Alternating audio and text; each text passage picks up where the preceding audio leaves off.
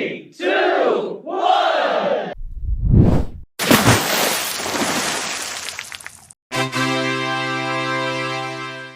If you were mine, you wouldn't be able to sit for a week. I don't make love, I fuck hard. I would like to fuck you into the middle of next week. Roll your eyes at me and I will take you across my knee. You're not putting those in my butt. I don't know if I should worship at your feet or spank you. You taught me how to fuck. Anna taught me how to love. Hello, everybody, and welcome to another episode of Franchise Deep Dive with Jake and Josh, the podcast where we break down, dissect, and discuss all of your favorite and least favorite movie franchises. I'm Jake. And I'm Josh, and I would like to bite that lip. Oh, man. Great quotes, Jake. Great. I feel like I really knocked it out of the park with that one. Yeah, I think you read about at least 60% of the quotes I had written down, so that's good. Yeah, I wanted to make sure I sprinkled. Most of them are from the first, but I wanted to sprinkle in a little bit from each one. So I hope you guys enjoyed that little opening and didn't get immediately creeped out and turned off the podcast. If you don't know, we open up all the episodes with a quote, so don't get too freaked out. But if you didn't look at the title of this and those iconic, memorable quotes did not give it away, we are, of course, today talking about the highly acclaimed, massively successful trilogy of films known as the 50 Shades of Grey trilogy. And you might ask yourself the question that me and Josh asked ourselves repeatedly while watching these. Why in the hell would you talk about those movies? You guys haven't done Lord of the Rings. You haven't done Star Wars. You haven't done any of the big franchises out there that you could have talked about instead of 50 Shades of Grey. But there is a reason behind it, folks. As for starters, when you will be listening to this, it'll be February. And of course, February is the month of love, as it falls right around Valentine's Day. So we thought 50 Shades of Grey, what's more romantic than the 50 Shades of Grey movies? But we thought also that, and unless you guys didn't know this, 50 Shades of Grey is sort of a companion piece, and this is sort of a companion episode to our previous two episodes on the Twilight Saga. As 50 Shades of Grey, the novels, written by E.L. James, they started out as Twilight fan fiction. And so what better way to continue on with that fun trend that we had with Twilight than to talk about 50 Shades of Grey. So there's a method behind the madness, folks. Now, Josh, I have to ask you, and then we'll set the stage for the movies and get into the discussions and all that fun stuff. Had you seen these movies prior to this viewing? Nope, I just did theater checks during them when I worked at the movie theater. Yeah. I took a girl to see the first one in high school. How was that? It was one of the most uncomfortable things that I had ever done in my life, because I took the girl to see it, being a dumb 17-year-old thinking this'll get spicy. But sitting behind us were three women in their mid to late 40s who were hooting and hollering at every scene. And at one point, one of the women behind me during one of the sexy scenes said, "Oh, I'm going to have David do that to me when I get home." And fucking disgusting, man. Because I worked at a theater, I kept myself from vomiting profusely everywhere. But that aside, I guess I just want to know your initial impressions of this trilogy before we really break into it. Amazed. I knew these were going to be bad. I did not know they were going to be this bad. I don't know. So this started, when was this written? The fan fiction. Whew. It put me on the spot here. Let's see when the first book came out. Because first film was 2015, I believe? Yep. So first book comes out 2011. So that's also when the Wow. final Twilight movie came out. So this was after the movies. It's not even like, it didn't even come from the books. It came from like the movies. Pretty much. Like, I mean, I guess I should have looked into this. I don't know whether I assume the author of this probably did read the Twilight books as well. yeah, no, but I just mean the timing. It's not like they started pumping these out just from reading the books. Like, Yeah, no, they said, 2011 Twilight's ended. We gotta fill that void that is left in those fans' hearts. not only did I not know that this was Twilight fan fiction, I, for some reason, when I would hear 50 Shades of Grey, first off, didn't know it was as early as 2011. I thought this was like a very like well-known for a long time book. I don't know why. The title just like had this like, I don't know. I just had this view of this title of a book of being like kind of a staple. Like, and I thought it was like a good book. Like I thought it was What? like, Oh no. I actually have some quotes when we start talking about the first movie about what the critics had to say about not the movie but the book. Some really funny quotes that I want to divulge. But from what I read and from what I understand, I might be misremembering this or maybe I read something incorrectly. But what I had read was that a book is a manuscript, right? That's what they call it before it's released, like a manuscript of a novel. I think that's is the it? term.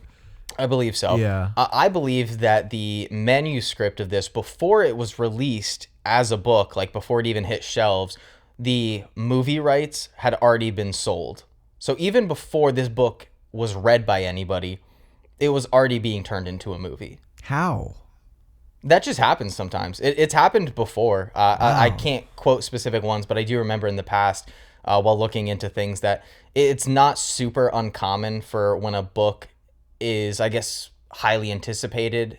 Maybe not the exact words, but that sort of that sort of thing. That studios will not hump. See, already I got my mind in the sexy times. Wow. They will hop on to that trend. And I think they probably knew that it was Twilight fan fiction, and they knew that they could probably capitalize off of a very similar audience. So I completely buy into them doing that. But yeah, so you were amazed, as you said. I just A little bit shocked, probably. Yeah, I couldn't believe it. I don't know if anybody has watched Lifetime movies. They're very similar to Hallmark movies. However, I think they're better than Lifetime. I've grown up watching Lifetime movies. My mom is a huge fan of the channel, so I've seen a lot. And holy shit, this is that's all this is. It plays so much like a Lifetime movie, and I just wasn't expecting that with a higher budget. Yeah. It looks like a Lifetime movie with a budget. It does. No, that's honestly that should be what they put on like DVD and like Blu-ray box sets of these movies. It's a higher budget Lifetime movie. Yeah. Because that's exactly what it is, and I think that also that similar target demographic probably is the same target demographic who would enjoy these types of movies. But without further ado, I think that we should just get right into it. If you guys don't know how we do things here, we just talk about all of the films sequentially. We might take a short break here or there to get some water, some refreshments or whatnot. But yep, we'll talk about them chronologically. So I'll start with 50 Shades of Grey, move on to 50 Shades Darker, and close it out with 50 Shades Freed. We're going to tackle all three in this episode, so I'm giving you guys a spoiler warning now. We're going to talk about the plot, the characters, if there are any, all of that sort of stuff. So if you don't want to be spoiled for the 50 Shades of Grey trilogy, make sure to go check them out and then come back to this episode.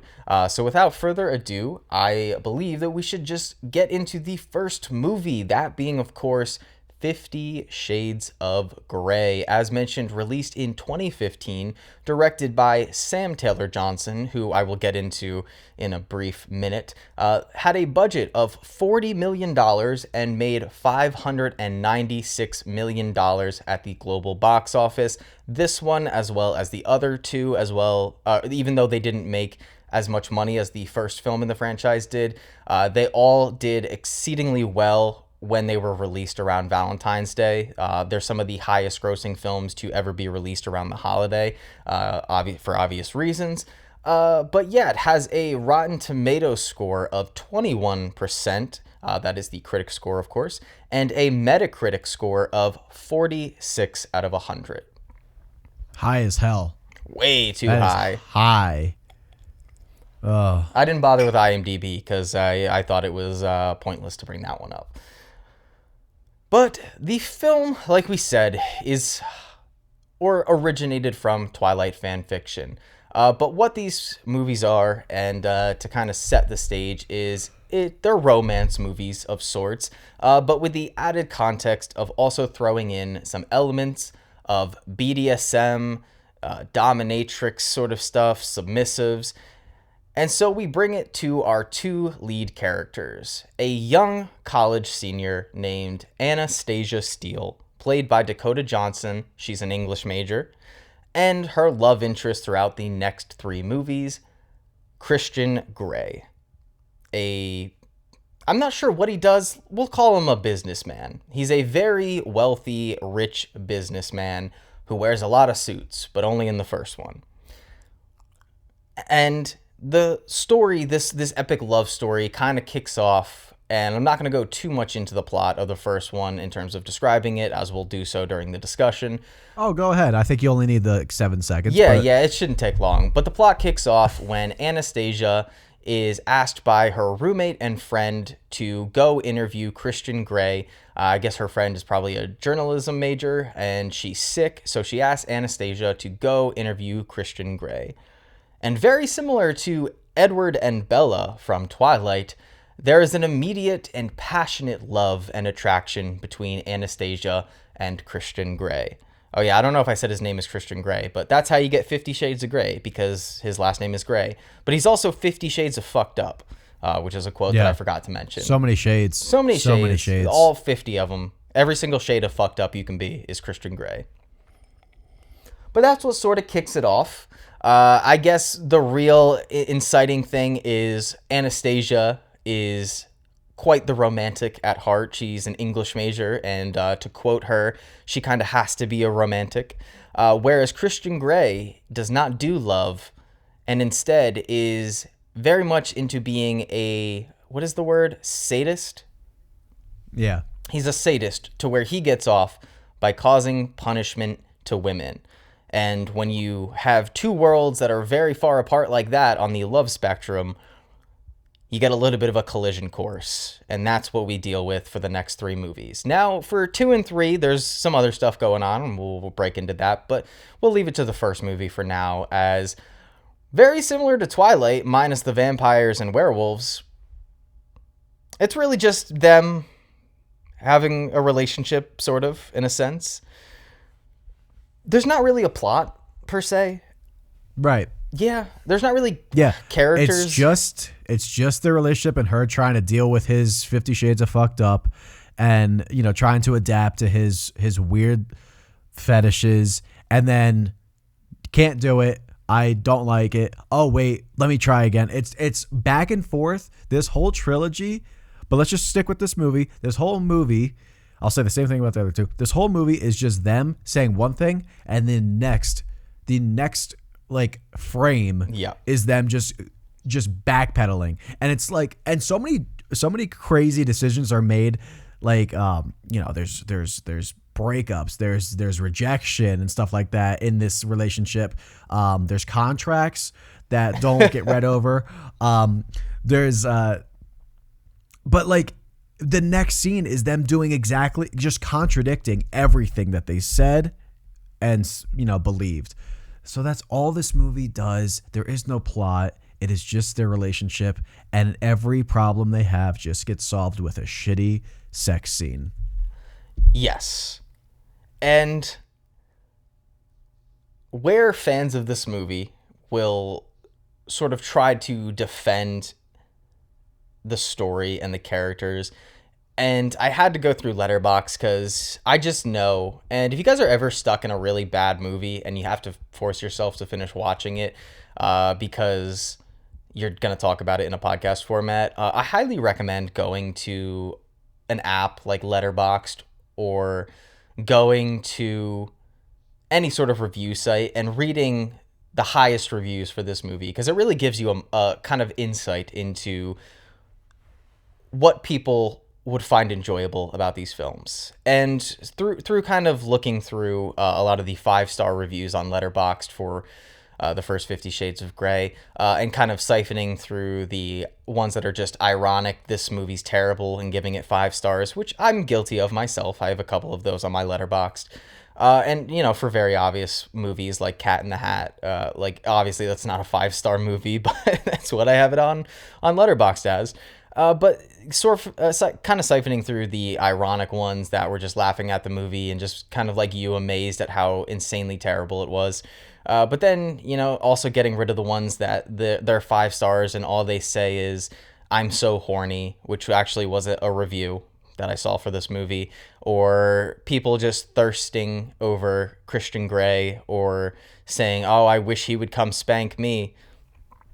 After getting rid of those and finding a couple that were actually 5 stars, people kind of try to paint this as a movie where Anastasia is this really great character, and it's a really great character study and great relationship drama about her experiencing freedom through sexuality. But that's not at all how the film reads in any scene. As for starters, and again, I'm going to bring up Twilight as a comparison to this, you're never given a reason why these characters like each other other than just primal attraction. It's really just two hot people, and they are attractive. I'm not going to say they're not, but they're not given any character. They're not given any development or conviction or agency. And there is zero chemistry. Zero. These two are drier than fucking anything on screen together. It's yeah, and very, again, similar to Twilight, we've gone on to see Robert Pattinson and Kristen Stewart be really talented actors and actresses and give really stellar performances. In the Twilight episodes, I kind of highlighted how Kristen Stewart is fantastic in movies like Spencer. Obviously, I love Robert Pattinson. I think he was a phenomenal Batman.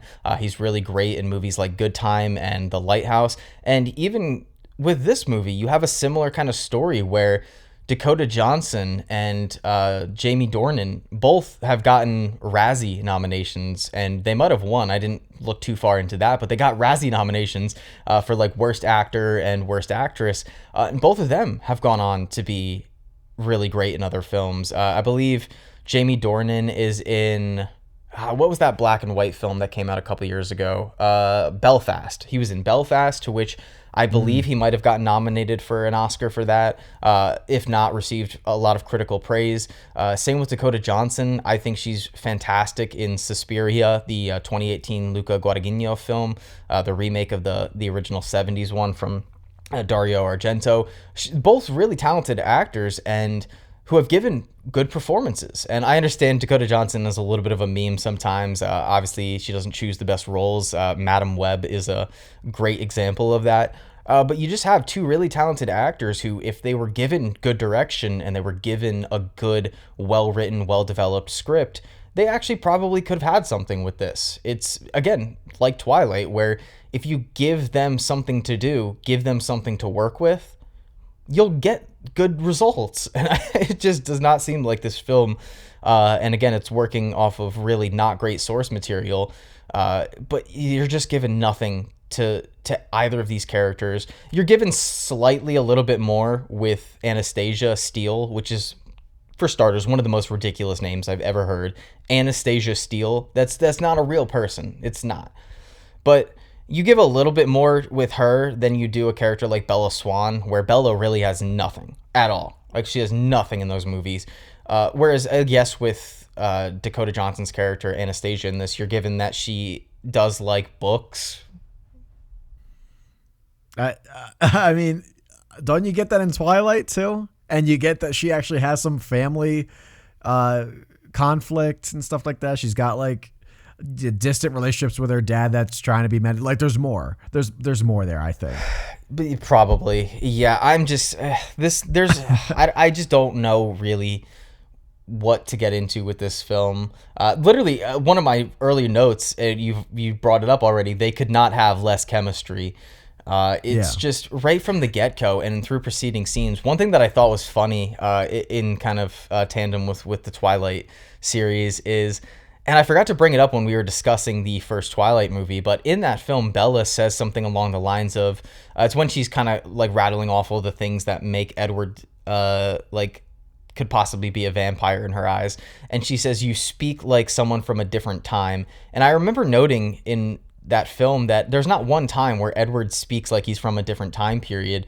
Whereas in this movie, Christian, at certain points, because of how dry the dialogue is written and how just bland his performance comes off, and I got a lot of that is probably direction, but with him, he does talk like he's from a different time period. He talks like he's never interacted with another human, and it's just because he portrays this character, and this character is written as just such a cold, callous. He's almost like a vampire. Like, you could throw this guy into a Twilight movie and I'd be convinced that he's one of the Cullens, because that's just what you're given. Nothing, no personality, no charm. If maybe he was super charming in the initial interview when Anastasia comes to ask him the questions for her roommate for some article they're writing or whatnot, if there was just some sort of spark or energy in that scene, whether it was like the direction or the editing, but everything is just shot so blandly. It's just MCU sort of wide shot, reverse shot, medium close up. There's no intriguing editing or any sort of interesting filmmaking. Like you said, it has a bigger budget than a Lifetime movie, but in terms of like creativity, when it comes to like presenting a story in an interesting fashion, it just does nothing in those regards to warrant your attention, to where all you're left with is the performances and the script, which are both not good. Yeah. You're given nothing to chew on in any of the scenes. There's no atmosphere. There's no tone. You try to have these really sexy and, provocative scenes, but how am I supposed to take them any sort of seriously or be invested in them when the characters are so flat and dry, and meanwhile you're playing synth pop over them? The music choices. I love The Weeknd's music. These movies made me hate his music because they just play his songs at the most weird and poorly timed points in the film. It's also goofy when you're matching his thrust to beats of the song. That just comes off so silly. Yeah, to me, it really. But like, dude, all right. So I mean, I can really only go by like just scenes and talk about them with this movie because nothing happens. I can't really talk about. Yeah. No. I don't even know what's But like, let's see. First off, when she's in the bar, he like asks. He asks to, or he says, "Where are you?" or something like that, and she doesn't tell him. How does he know which bar she's at? I could not tell you. Yeah, that makes no sense.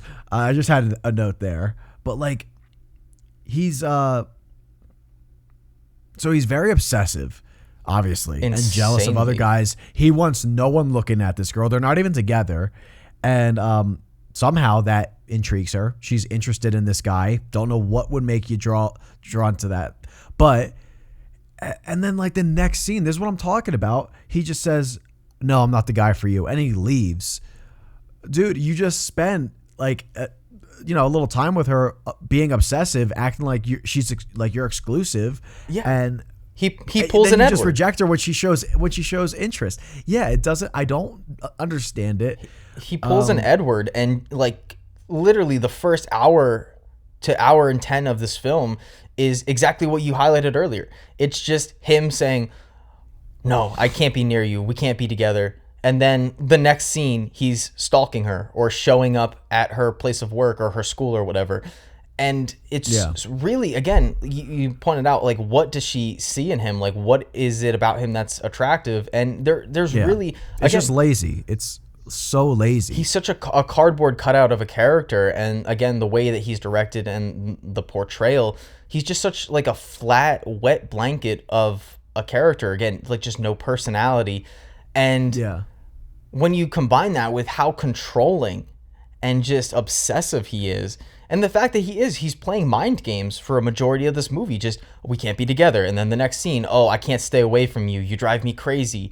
And again, like you brought up the contract. Like they're already at a weird, tumultuous point in their sort of relationship together.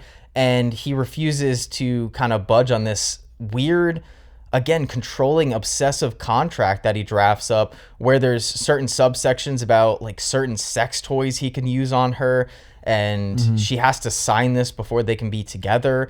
And it makes no sense, because the film goes out of its way to tell you that she's some sort of romantic and she's a virgin who's been saving herself for the perfect guy, and she wants to be free and have this super romantic relationship. And then you have a guy who repeatedly throughout the film tells her, I don't do romance, I don't do love. And her whole mindset is, no, I can fix him. Yeah. So that's another thing in a buy. So she's pure, she's innocent, virgin, whatever. Yeah. How I get, like, she isn't okay with the stuff, but like she kind of is at first, and she toys with like his fetishes. You wouldn't just like jump in the fucking deepest part of the ocean like that and be into all that. Like, you just wouldn't. You'd be a little bit more timid, especially with someone that's very, like you said, romance heavy. You're not gonna do this like this shallow shit, especially when he says, I don't do romance, I don't make love, I just fuck. Hard, by the way. Hard, very hard. No, it's like, and here's I don't want to say I disagree with you on that, because you're completely right in everything that you said, but I could, with a better writer, or maybe based off of better source material, or maybe if this wasn't based off of fan fiction of an already poorly written series, and with maybe a better, more talented creative director behind the helm, I could buy into the idea of a character who is this kind of pure virgin character who is into romance and then experiences this sort of sexual awakening of sorts. But to me, it's all about execution. Yeah. And again, when the characters are not interesting and they're not well developed, and the whole film is based around this relationship between these two characters who you don't care about, who you aren't invested in large part, again, because they don't do any legwork in trying to develop them. I'm not going to spoil at this point what we're going to be talking about on the next episode of Franchise Deep Dive, but if it gives you guys any clues or hints at this point, in that series, I find they do such an amazing job of developing the characters that even by the end of the first film, hell, within the first 30-40 minutes of that movie, you get such a good, well-developed idea of who these characters are, and you understand why they're slowly but surely falling in love with each other, and why that sort of relationship works, because there's such a kinetic energy and a flow and a natural reality to the way that they interact with each other. They feel like real people with hopes and dreams and fears and convictions and trauma and agency. And then you watch a film like this where they're both hot, so they're attracted to each other. You're given just so, I don't want to even say so little.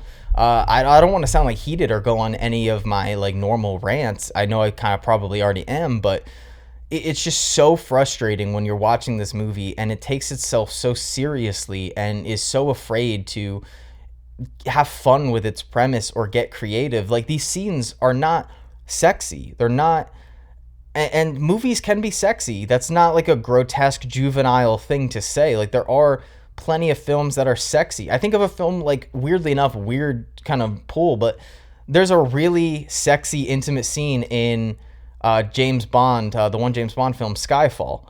And it's between Moneypenny and James Bond, and nothing super sexual happens. They're not having wild sex. They don't even kiss each other, but there's just this sort of intimacy and this sort of sexual atmosphere that is portrayed extremely well, and it's directed extremely well.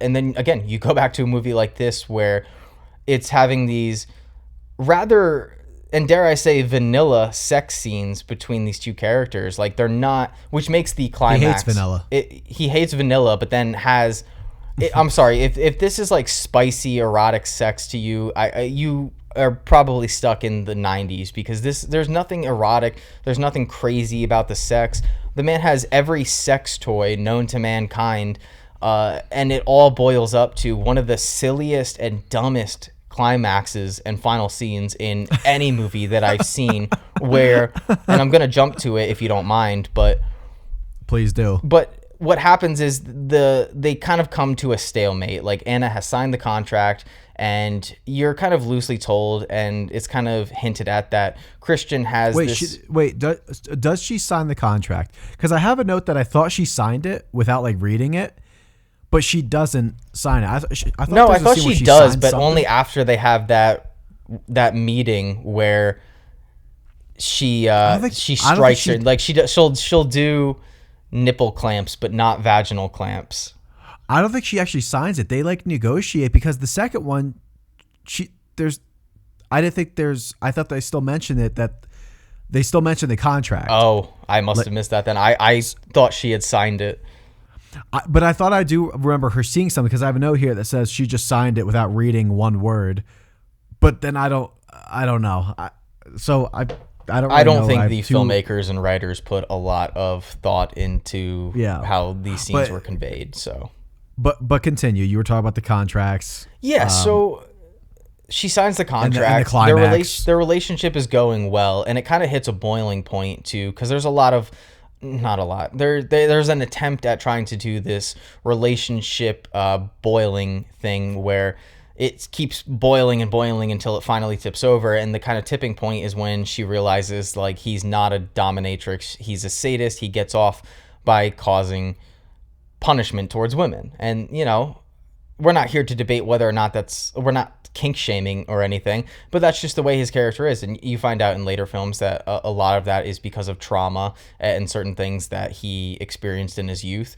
However, Anastasia is not very much into this. Like, she, at certain points, it seems like she's into the BDSM stuff, and then there's certain stuff that she just doesn't vibe with. And again, to her, it's all about love, and the whole punishment angle doesn't feel like love to her. And she kind of brings it up, and they get into this huge argument, and it's basically like little things, like if she rolls her eyes, he wants to punish her, and if she disobeys him, again, it's a very weird, controlling relationship, because obviously she's not very much into it. Yeah. In his defense too, he tries to tell her, like, he tries to say no, but she like insists on him showing her how far it can go, which I love how far it can go. Exactly. And that's what I was leading into, which is the climax of the film, to where she says, "Do your worst to me," essentially. And what it is 6 spanks on the butt. Yeah, like he spanks her 6 times. She starts bawling her eyes out, and she essentially breaks up with him. And the film ends with her in the elevator and him on the other side. I fucking hated. And they just go, "Anna, Christian," and then the movie ends. I don't get it. Can you please explain the ending to me? Because apparently people like the ending of the movie. It's a callback, Josh, because earlier in the film, when they first met and after she left, that's what they say to each other in the elevator. Yeah, I said when it ended, I was like, well, that was bullshit. What the fuck was that ending? And Lauren was like, that's how they started. And I was like, okay, and why do they got to do it at the end? And what does it do? I want you to put yourself in Anna's shoes. Why is she just recapping their introduction in that moment? Why is she like, what's the point of that? What's the point of just saying his name? What, he can't respond, the door's closing. I don't get what that does. I don't know. There's a lot that doesn't make sense. Why does he say something along the lines of, "I don't do romance, I don't do love," and then the very next scene he takes her on quite possibly the most romantic helicopter ride through the city of Seattle that anybody has ever gone on? It's again, it's mind games throughout the entire movie. It's again, Anna, we can't be together. We're not meant for each other. You're wrong for me. And then he like finds out she's a virgin, and then he's like, "I've been looking for you my entire life," which again is creepy, because like, I'm sorry, like, I get the idea. Like, I'm not shaming you if you're someone who's like, to me, body count doesn't particularly matter, but like I would understand if a person is like, yeah, I don't want the person that I'm dating with to have slept with like 200 people. I get that sort of mentality. It's fine. Everyone can have their own opinions on that sort of stuff. Don't shame anybody for it. That's kind of where I draw the line. Like, don't shame people for just having, people are sexual creatures, so just don't shame anybody for it. But like, he finds out she's a virgin and he's super into it, and like a little way too into it. And it just adds this like creep level to his character, to where I'm really questioning, I don't want to say the sanity, but the logic behind so many of the just Letterboxd reviews that I saw that were just thirsting over this guy. I really just don't see the appeal, other than he's a hot rich guy. And someone actually wrote a really funny Letterboxd comment or review that was something along the lines of, this movie showed me that if anybody who wasn't as good looking or as rich as Christian Grey did these sort of things, they would have a restraining order against them. But because because he's like rich and famous and handsome and whatnot, he gets away with doing, like, again, like you brought up the scene earlier where he like stalks her down to the bar she's at because she calls him when she's drunk, and one of her friends, who she remains friends with throughout the rest of the films, tries to kiss her when she's clearly super, super intoxicated. And he's like, I don't know when I'll have another shot to kiss you or have the confidence or whatnot. And he goes in for this kiss, and she's like saying no. Another Twilight similarity, a non-consensual kiss attempt. But she gets saved, quote unquote, by Christian, who's showing up. And again, he just gets very like weirdly controlling about it. And he's like, you shouldn't drink so much. You shouldn't, I like to have a couple drinks, but never lose control like that. It's dangerous. And it's, you're not dating. I get you're concerned, quote unquote, for her safety, but it's coming across as just very selfish. And again, we'll use the word repeatedly throughout these movies, controlling. I have a note. I just have this fucking guy. And it's the quote you started with, I think. If you were mine, you wouldn't be able to sit for a week. And then proceeds to just lean over and bite her fucking toast. It's when he bites the toast. Oh my God, he just I love steals the a toast bite of her fucking breakfast. Like, asshole. What is this? Oh my God, it's so cringy. Yeah, but love me like you do. Love me like you do. Yeah. Oh, let's talk about like maybe like the creepiest scene. Go for it. She rejects his contract. I think this is after their she messages him that she's like, nice knowing you, right? And she just rejects the contract and rejects him. Kind of like, does her farewell. And he just like arrives in her room, in her apartment. I don't know how he got in, but he's in there. He's just like in the doorway. I think it's like after she goes for like, after she exercises or something like that. And she turns around and he's just right in the doorway with like 2 glasses and wine. I'm like, what the fuck? How did he get in here? And he just like calmly breaks in with wine and moves in on her sexually. And she likes it. Yeah. Why? This is supposed to be like someone that is kind of like intelligent and like, has standards of romance, and she's into this guy that just broke into her house that she rejected. She said, nice knowing you. Yeah. And I don't get it. It's just it's so bad. And you may have something at the beginning where she does reject these sort of advances, and she does sort of reject his sort of controlling nature. But then she just goes on to allow it for the rest of these movies. Yes. To where she gains a little bit more agency, I think, in the following films. Like a little bit more conviction in terms of how she kind of carries herself, which is fine. But you might have something with this character who's rejecting and standing up to him, because he says something in the beginning where he's like, I always get what I want. And again, a very creepy thing to say. Like, that I'm getting like rapey vibes from that. Like, I always get what I want. Very. Like, what are we saying with that comment? And again, just who is thirsting over this? I get it. He's a very conventionally attractive man. Wealth goes a long way, I think. But the way he carries himself is just so unsettling. Just scary. Like, you could just scary. Like, I could easily make an edit of this film, a fan edit, where it's a thriller, like a thriller about a guy stalking her, It would just take a few easy edits, a couple music changes, and just maybe I darken the color grade a little bit. But hell, I could make this into a thriller because that's really what it feels like. It doesn't feel like I'm watching this like BDSM, erotic thriller, romance film. It feels like I'm watching like a horror film at times, and partially it's because of the terrible writing. But I do want to bring up something in terms of, because we like to talk a little bit about the kind of backstory of these movies. And don't let me forget, I want to read some of the reviews of the first 50 Shades of Grey book. But do you know anything about the director of this movie, Sam Taylor Johnson? Nope. So she is married to Aaron Taylor Johnson. Oh, okay. Yeah. So, Kick-Ass, the first Godzilla movie. He's in the upcoming Kraven the Hunter movie, Nocturnal Animals. He's a pretty good actor. I like when he does like more artsier roles. He's really great in Nocturnal Animals. But here's where I gross you out a little bit. They started dating when he was 18 and she was 42. Really? Yeah. She's that old? Mm-hmm.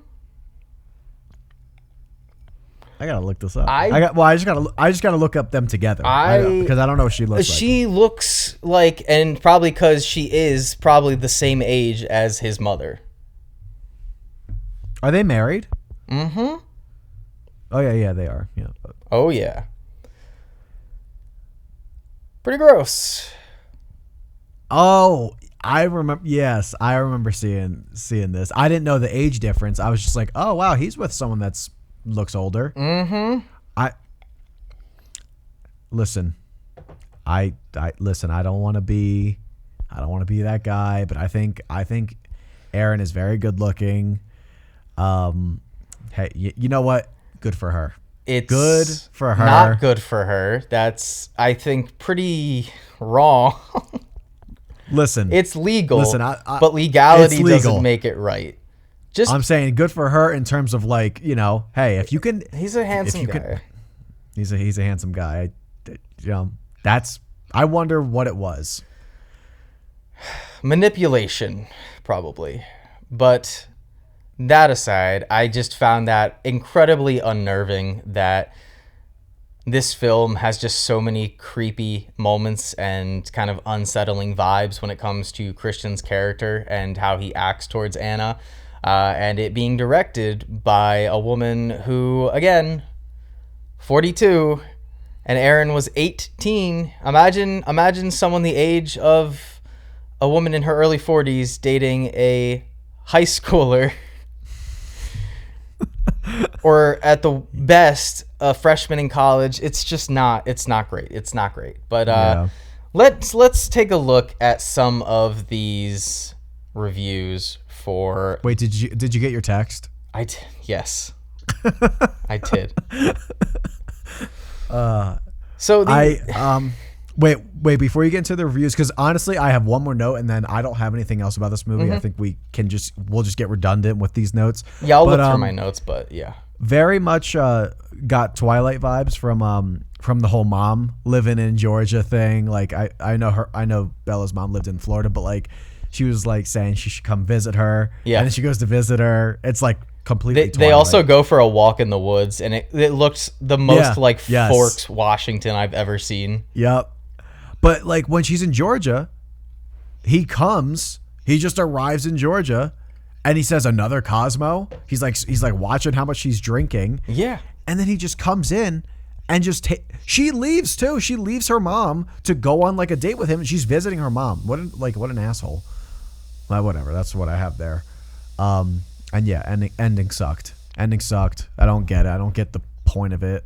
I don't get her reasoning for. I don't know. I don't understand. But yeah, let's hear some of these reviews. So these are just some reviews that I stumbled upon of the first 50 Shades of Grey novel, the book, not the film.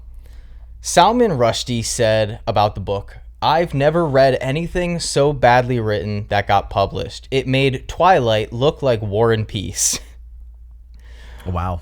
Maureen Dowd of the New York Times described the book as being written like a Bronte devoid of talent, and said that it was dull and poorly written.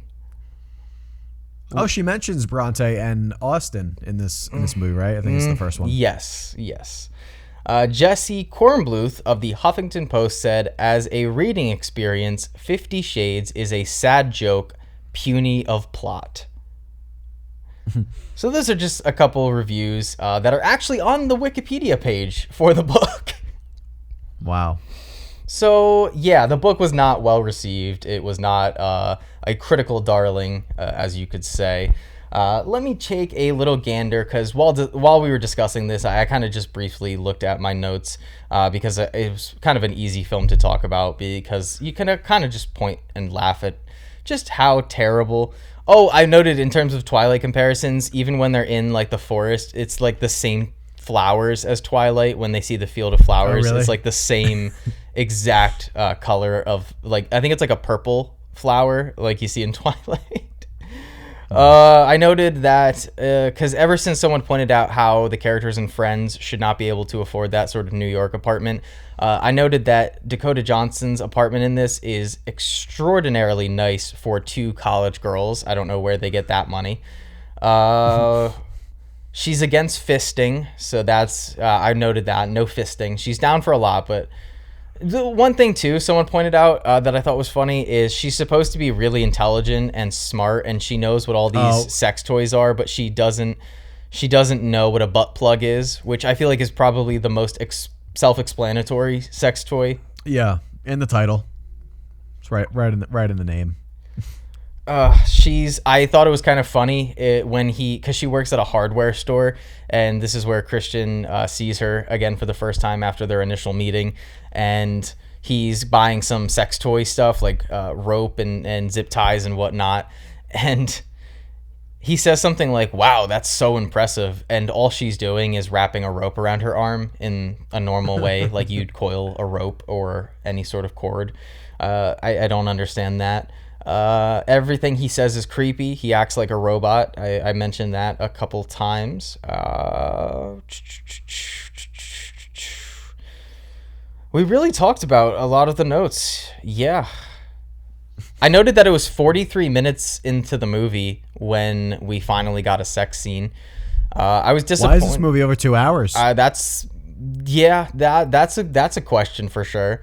I noted that we get some boy butt, but we don't get any boy penis. And I don't know why these movies are afraid to hang dong. I think in all 3 movies we never see Jamie Dornan's piece. And I feel like that's sexist because you see all of Anastasia. It's also weird. And again, I'd like to point out the age of the director being 42 when she met her husband, who was 18. That in this movie, it is revealed, and they explore it more in the next film, but Christian is still friends with the woman who sexually abused him when he was a child. So that's something.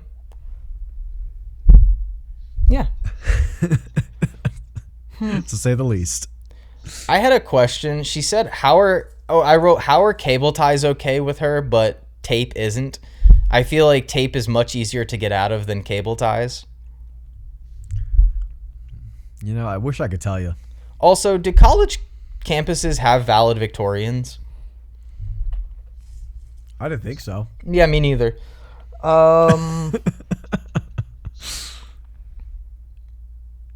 Yeah, that really kind of covers my thoughts. I'm ready to get a little darker, I guess. Okay. Yes, guys, we are now moving on from 50 Shades of Grey to the sequel film 50 Shades Darker. And this time, we get a different director. Sam Taylor Johnson does not return to the directing chair. Instead, we get one James Foley. The film was released in 2017, so we got a little 2-year time gap, and I feel like they used the time pretty wisely, if you ask me. But for those wondering, James Foley, he directed Fear from 1996 with Mark Wahlberg, and surprisingly, he also directed Glengarry Glen Ross, which I have never seen. But shit. Mm-hmm. I recently watched that for the first time like a month ago. How was it? So great. That's crazy. It is pretty crazy. I have not seen it yet. Maybe we'll do that for one of our Watch List Wednesdays, which you guys can check out over on our Patreon. Little self-plug there. But what yeah, a weird... haven't seen it, but I've heard it's really highly acclaimed, so... I love it. I mean, like, listen, Francis Ford Coppola did The Godfather 1 and 2, and, he also made Jack, so... Yeah. Yeah. There's that. But yeah, so 2017 release. Holy crap, James Foley is 6 foot. Good for him. Directed by. I have sorry. No. I had one more quote from the first one. It's when he buckles her in and he just says to her, "No escaping now." Like, why is that? Forgot about that. Why is that in there? Forgot about that one. Okay. But anyway. Like you said, time to get a little darker. So like I said, directed by James Foley, released in 2017. 50 Shades Darker had a bigger budget than the first film, clocked in around 55 mil, and made a box office global earnings of 381 mil.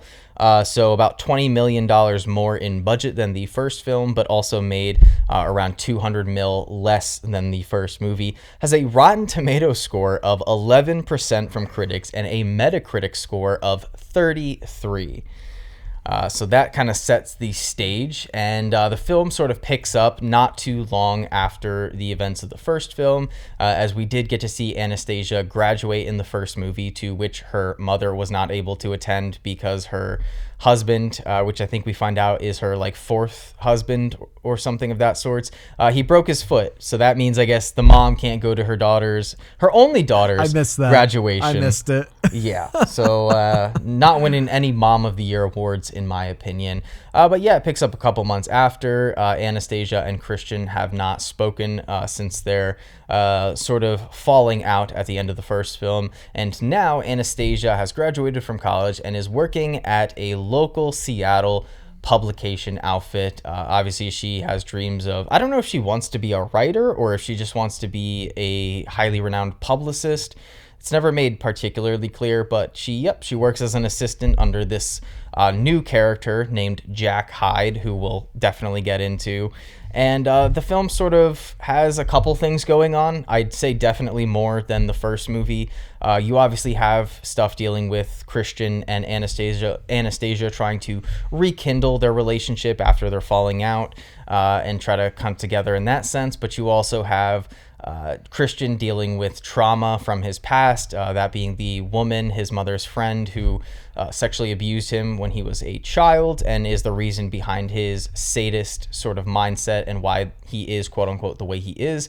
You also have Anastasia dealing with her boss, Jack, being a super creep to a crazy level. And you also have this new character who looks a little bit like Anastasia, who is stalking her throughout the course of the film. And you throw in a nice little helicopter crash scene, and you're in for one hell of a movie. So my first question to kind of kick things off with this discussion is, did you like this more or less than the first one? I'm just going to come right out and say I think this might have been the worst one. Interesting. Okay. Now, there's more that happens in this, which we kind of like talked briefly about before recording. Yeah. There's definitely more that happens. I think the more... It's tough. Everything you're adding is just making it worse to me because nothing is good. So it's almost like the less you do, I think the safer you kind of are. Even though I think the first one is complete shit. This one is just like, I don't know. This one feels very, even though you have those like little sprinkles of like more plot devices that you're using. Quote unquote plot. Yeah.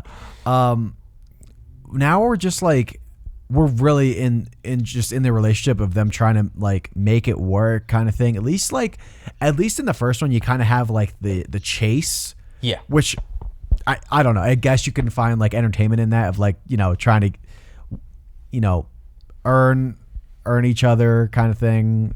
But like this one, they're already in it. So it's just them constantly and they're already dry as shit together. but you're getting like, you know, all the sex solutions of like their Yeah. like it's just constantly, and it just feels like even less happens in this, even though more technically happens.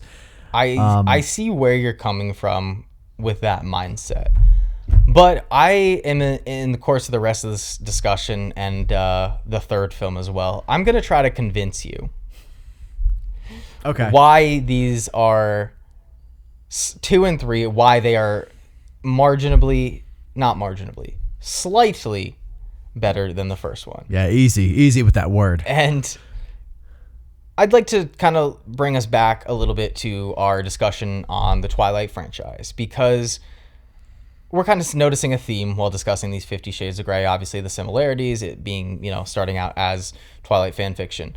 But when we were talking about those movies, it seemed like when there was more going on in the plot, when there was more exciting stuff happening, whether it was Riley raising the vampire army in Eclipse, or whether it was kind of the recruitment process and final fight and the threat of the Volturi in Breaking Dawn Part 2, it seemed like the more those movies did in terms of entertainment value, and at least even though it wasn't good plot, the more plot that they added, it was at least a little more for you to chew on, and you ended up enjoying those more. Yes. I think it's I think it's kind of factual to say that 50 Shades Darker and 50 Shades Free both have more going on in terms of plot, again, quote unquote, plot and story in 2 and 3. I don't know. So I wonder why for you it worked better in Twilight than it is with these movies. Because in Twilight, that's actually building. It builds to something. This stuff, like the Stalker Girl, you get a couple scenes where she's randomly in there, just randomly sprinkled in there. There's no reason for it. It's just to show that, like, you know, just other girls from his past are obsessed with him, and like, Yeah. you know, lives he's like, but like it's she's in what, 2 scenes? She's in 2 scenes and it just ends. I think she's in like 3 or 4. Maybe if you're counting the window scene where she sees her outside. Yeah. But I mean where She's she there, has, you like, gotta count her. dialogue. Oh yeah, no, she's got very minimal dialogue. In Twilight, you know, it's bad drama, but at least it's like kind of fun drama. This is not fun drama to me. This is like lazy. Let me just add this in here to make it look like I have substance, and I don't. Yeah. Like, so, and like with the boss, that's very quick. Now, it comes in a little bit more in the third one, but in the second one, it's like one scene. Oh, when you get his villain origin story in the third one. Yeah. Like, Yeah. Twilight, I don't know. I'm kind of like, at this point watching these, I'm looking at Twilight and I'm like, I'm buying into like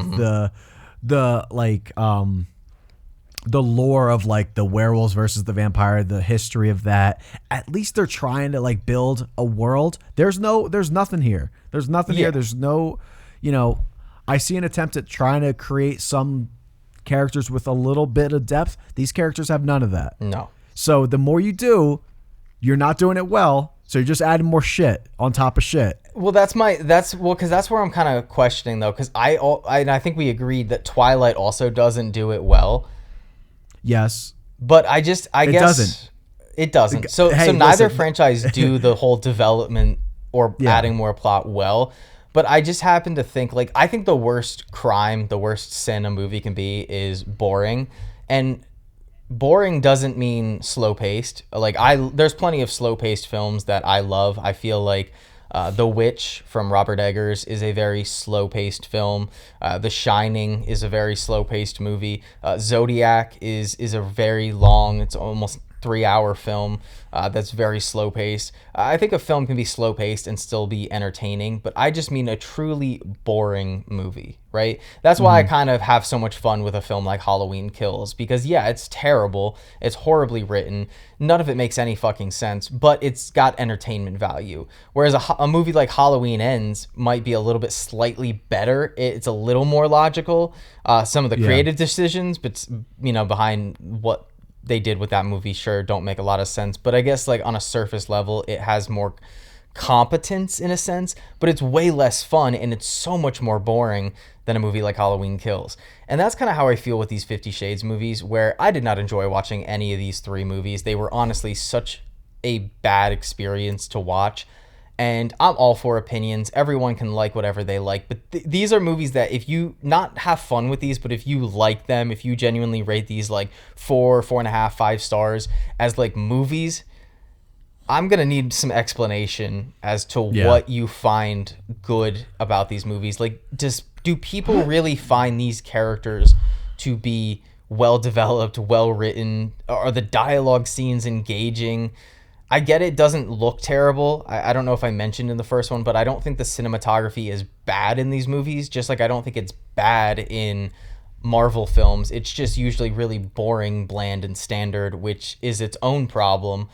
But, you know, it has a budget. It doesn't look terrible. The actors aren't bad. They might be bad in these movies, but they're talented actors. We talked about the director being the guy who made Glengarry Glen Ross, and again, like, you've seen it, you said it's great. I haven't seen it, but I've heard it has pretty high acclaim, and it's one that I've been meaning to check out. And so you're just kind of like, you're just baffled by the movies, but at least to me, 2 and 3 are a little less boring. Like, by that logic, though, because I remember Twilight. Yeah. I remember we both said the first one was the best, but I also remember take away the baseball scene. You said nothing happens in that movie until like the last 20 minutes. But what I It's a whole admire lot of about that nothing. one is the filmmaking and just the crazy creative choices. But there's nothing in any of the 3 50 Shades of Grey movies that have any like creativity or they all look the same. They're all they all feel the same. But it's the same thing for me of like Twilight. I like, yes, the first one had more charm than the others, but like the last one threw a lot at you. I mean, they got superpowers. Yeah. Like all the superpower stuff. It wasn't better to me. Like just because you had more entertaining value. But it was like it was better to more me. I liked Breaking Dawn Part 2 just because it did get crazy, and that's I think why I like 2 and 3 in this franchise a little bit more, just because they get crazier. Like they really get outlandish. Like again, we brought up kind of the helicopter crashing scene. It's so absurd, and it's thrown in completely at random just to add a smidge of tension and suspense in this movie. That scene to me is like, that's like maybe the worst scene thrown in the whole series. But you texted me and said it gets a half star. Oh, you meant it gets a half star because of that scene. Yes. Oh, I thought you meant it gets a half star higher because of that scene. No. Because to me, if I'm going to watch a really terrible movie, that's the kind of dumb shit I want in the movie. I want it to have stupid shit that I can laugh at. Yes, but you will be graded accordingly. So I might have liked it for like ridiculousness of like, wow, this is baffling. But I like critically, I'm going to be like, but no, that just because I laughed at it does mean it works well for the film. Yeah, this made it worse. Yeah. And by the way, my ratings for these, I already have them written. They're all like, they're very close with each other. So when I say one's better than the other, don't think it runs away with anything. I'm just okay. Gun to your head. If you had to watch 1, 2, or 3, which would you watch? I'd probably watch 3. Yeah, I would too. But guess what? I would watch a lot of bad movies over really good movies sometimes. I wouldn't. Oh, I would. No, Cat in the Hat? I'd watch Cat in the Hat over like a lot of good movies. Go ahead, name a good movie you'd watch Cat in the Hat over. Listen, I'm not always in the mood to watch like. I'm not talking in the mood. Okay, The Irishman. I'm not going to be in the mood to watch that all the time. I'm ending this podcast. I'm ending it right. But I can easily throw on a movie like Cat in the Hat. I'm not talking about easier to throw on. I'm talking about if you had to watch. I'm talking because neither of us would want to watch any of these 3 movies again. So I'm talking gun to your head, and I think that should factor into your score a little bit. Maybe the first then. Maybe the first. No, you would not. You would not. You simply would not. Name one scene in the first movie that is as stupid and fun as like him crashing the helicopter. There isn't. That's the dumbest scene. That's the dumbest scene. Exactly. So the dumber you are, the lower your rating is going to be. Not always. For me. Because you could be dumb. If you're all 3 bad, I'd prefer the dumbest of the bad. I don't know. Oh, so I had a fun trivia fact that I read about this movie, if you'd like to hear it. So, do you want to know why Sam Taylor Johnson did not return to direct 2 and 3? I'll give you one guess. Too busy with Aaron? No. Grooming? No. Oh, okay, Too busy grooming. No, take a guess, like a legit guess why you think she didn't return. Didn't get, well, no, it did get like a lot of box office praise. I don't know. Too old. No. So the reason behind she's younger than the than James one. Yeah. No, the reason that she did not return is because she said that the writer of the novels, E.L. James, was super involved in the filmmaking process of the first film, like micromanaging everything, and would not allow any changes, wouldn't allow them to make any diversions from the source material, just complete creative control when it came to how the film was sort of carried out in the story and characters. And she said that was just so overwhelming and unbearable that she did not want to return to direct the sequels. And do you happen to know, Josh, who wrote the scripts for 2 and 3? No, I have no clue. Would it surprise you if I told you that the person who was hired to write the scripts for 2 and 3 are the husband of the author of the novels? Really? Yeah. Wow. So not just only silly. did she have to micromanage the filmmaking process, but she also said, you know what? I need my hubby to come in and write the scripts for 2 and 3.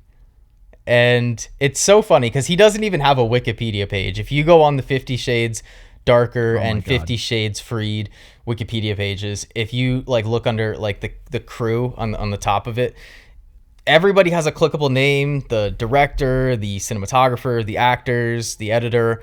All of them have clickable names, which means they have careers in the industry. Whereas you cannot click on the name of the screenwriter. I wonder what he got paid. Do you think she dominates him? Yeah. Yeah, for sure. Yeah. But let's talk a little bit, I guess, more about the plot of the film. So one thing that I love is that this film felt very, and I made this joke before the podcast, but very video gamey to me, where because in the first film it's just them having a relationship and romance issues and her trying to get past his dominatrix / sadist sort of mindset and her being this quote unquote romantic. But there's no like suspense or thrills kind of added into this movie. But in this one, you essentially have 3 boss fights with the characters in this movie. You have the stalker girl, you have Anastasia's boss Jack, and you have the woman who abused Christian as a child or when he was younger. And I love that because it's probably just, again, one of the most ridiculous things I've seen in a movie. It's such a weird tonal shift from the first movie, where it is just trying to be this weird, sexy movie, and it fails. And then in this film, they said, hey, you know what we should do? We should throw in a scene where one of Christian's ex-submissives shows up in Anastasia's apartment with a loaded gun and plans on shooting her. No, she shoots the gun past her. Oh shit! Yeah, I forgot about that. She just pulls it out and shoots it. I fucking jumped. I Little jumped. jump scare for you? The last thing I expected from this movie was some girl pulling out a gun out of a trench coat and shooting at fucking Anna. Like, yeah. Oh my god! And then Christian comes in and just tells her to kneel, and she kneels, and he takes the gun. And that's it. Scene over. She's done. She's out of there. Yeah. I don't know where she goes. I don't know why she doesn't show up ever again. I guess because she listens to Mr. Gray. But he's rich. He had her killed for sure. Yeah. So that's, He gets her back. He gets her back very quickly. In Yeah. the beginning, he just kind of like says, "Okay, I'm going to renegotiate. I'm going to do like pretty much whatever you want," and she tells him all of her terms. And I like how that goes out the window. yes. Like 10 minutes later, like in the scene where So is that what you were getting confused with? Does she sign the contract and then because of how the first one ends in the second one, the contract doesn't matter anymore? Maybe that's what it is. maybe, but I remember seeing her sign something. At least I thought she did. But then they're at the table and they're like, she's going through the sections of what she doesn't want, but she already signed it. Oh. But so I'm assuming she didn't sign it. But Are you thinking of when she signed the package when he got her a new computer? I could be. Huh. I could be. I forgot that he bought her a fucking new MacBook or Yeah. whatever. But anyway, like after that, like he's pretty much saying, you know, he's gonna do whatever, you know, he'll take out whatever she does that she's not comfortable with, and he's not gonna be as controlling. Yeah. And then like 10 minutes later, I forget why. Oh, it's like they're outside the building, and I think she sees. That's when she first sees Mrs. Robinson, whatever her name is. Here's to you, Mrs. Robinson. yeah. Jesus loves you more than you can know. Sorry, I had to go there. That's okay. But he comes out and he says, "We're going. We're not talking about this here." Yeah. And he said, "You can either walk or I'll carry you." And she said, "You're not going to do that." And he goes in to pick her up. And like, dude, this whole relationship was based on her terms, Yeah. like of not being controlled. And Well- she told you, "I'll come back to you, but you're not doing this." You this, can't and he control does my it, and life. She accepts it. And she accepts it. Yeah, she wants like a sense of like privacy to her life that's not and controlled then- by him. But you know what's crazier, Josh, than buying her a laptop in the first movie? Distracting her with his kinky fuckery. Fuck. That shit sucks. That sucks so much. That really Yes. was that was awful to hear. But no, what's crazier than buying a laptop for her or buying her a car, which she tries to return and he's like, "We already sold it."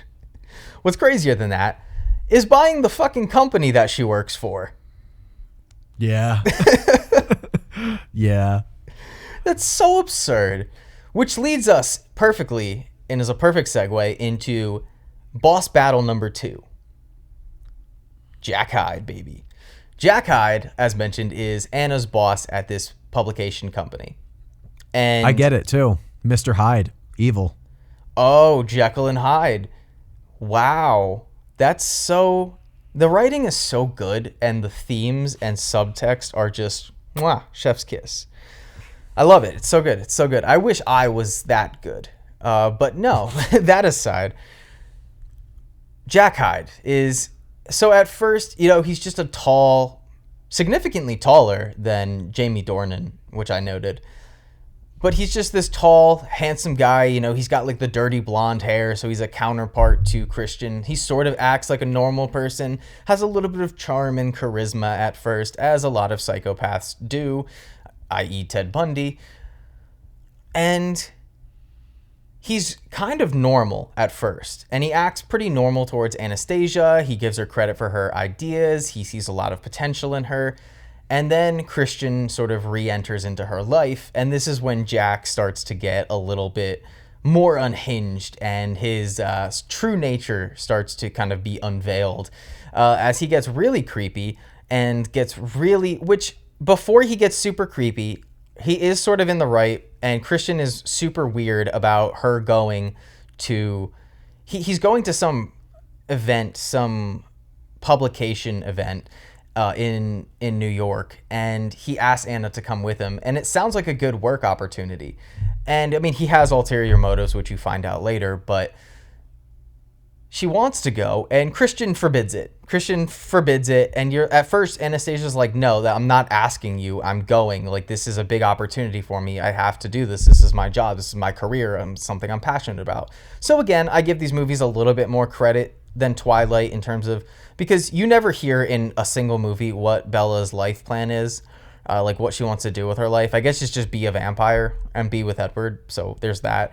But Anastasia's given, I guess, a little bit more. She has hopes and dreams outside of her relationship with Christian, but then she just goes back on it, and she lets him get his way, and like he always gets what he wants apparently, and she tells her boss that she can't go on this trip. And that's when Jack Hyde really turns and gets really creepy with her. He kind of locks her in the office and tries to assault her, which, again, 2 movies in a row now where she gets kind of assaulted.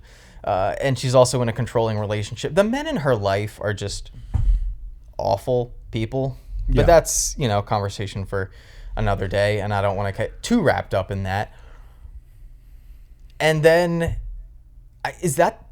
that's not the last we see. Is that the last we see of Jack in the movie? No. He's at the end. Oh, well, I didn't mean that. I meant, though, that that's kind of the conclusion in this movie to his arc, right? So, whole lot of nothing. Yeah. So Christian loses his mind, and I'll kill him is what Christian says, right? It's one of the few times in these movies that Jamie Dornan shows a little bit of emotion. He's ready to kill Jack Hyde. And so Jack Hyde sort of disappears. There's a search for him. And now that Christian owns the company that Anna works for, she gets promoted to Jack's position. And I had to look up her age. She's only 21 in these movies. So she's a 21-year-old fresh out of college and immediately gets promoted to a high-ranking position in a company. I don't want to say completely, but in a large part due to her boyfriend being the guy who owns the company now. Yep. Take that with what you will. Run with it if you please. Take that piece of information and have fun with that. Just throwing that out there. You know what's insane? What? So they're at dinner. He has her take her panties off in the middle of a restaurant. She does. She gives them to him. Yes. They go in an elevator, crowded elevator. They're in the back, and he slips his hand up her dress and begins. And 15 seconds later, she's on the verge of coming because he says, "Don't come." I didn't think that was possible. He's Mr. Nimble Fingers over here. Dude, it's just completely removed from reality, these movies. Maybe it's not possible for the average man, but for Christian Grey, just the touch of ice on a nipple from his mouth can send a girl into the wildest of orgasms. You know what scene really pissed me off? Really, every single one of them.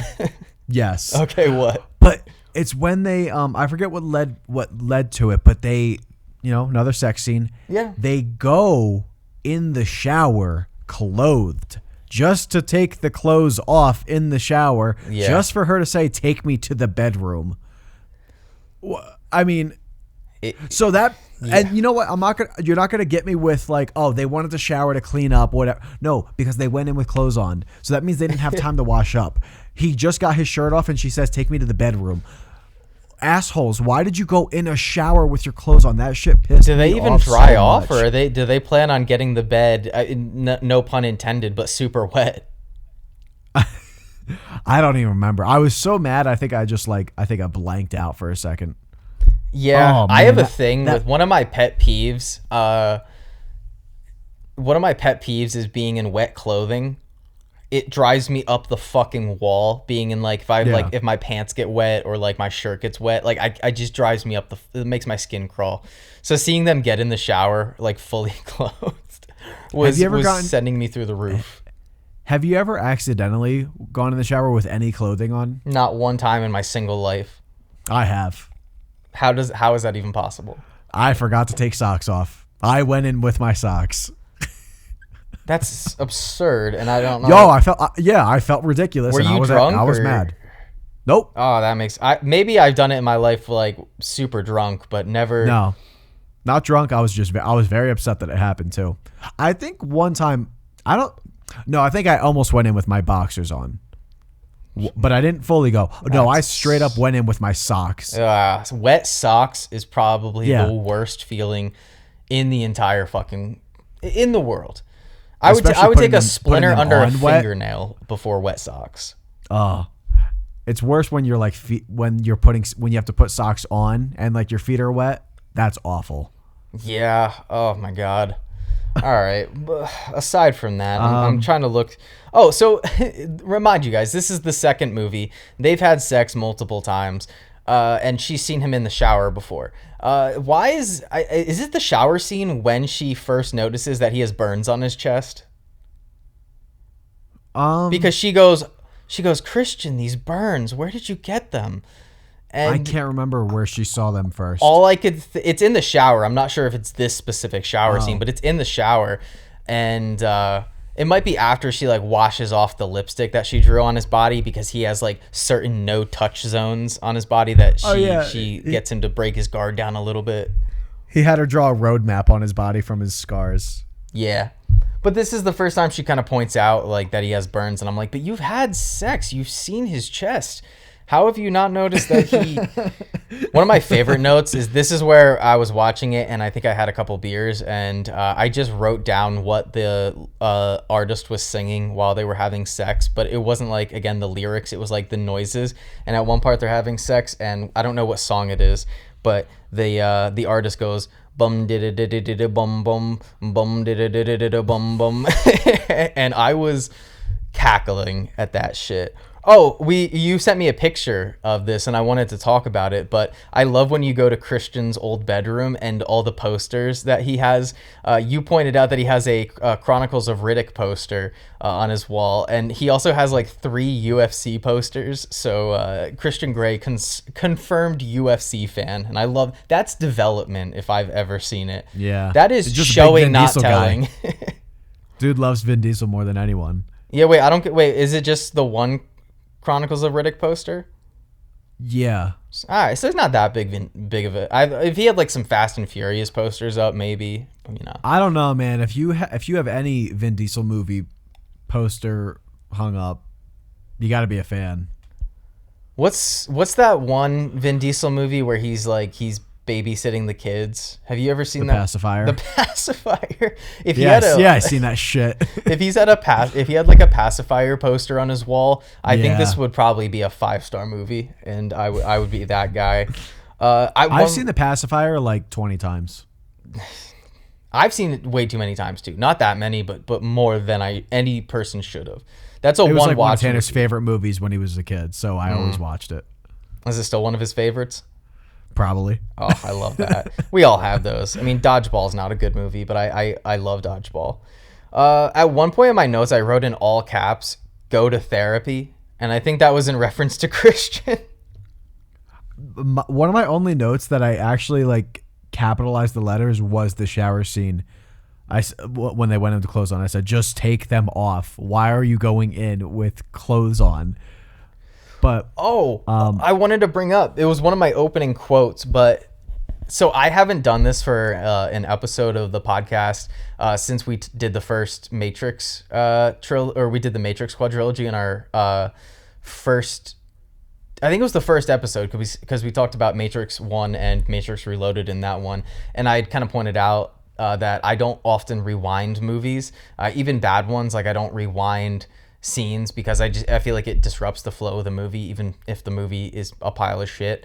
To which he said that he rewinds a lot. So, but I had pointed out that I rewinded because there's a line from what's Will Smith's wife's name?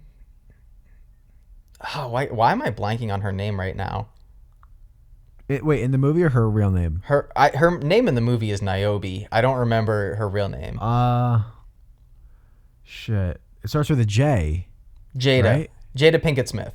Yeah. Jada Pinkett Smith has a line in that movie where, or no, it's not this. It's Link. It's Link in the second movie where he goes, "Where's my pussy?" And I had to do a double take and rewind. And I haven't done it since then until watching 50 Shades Darker.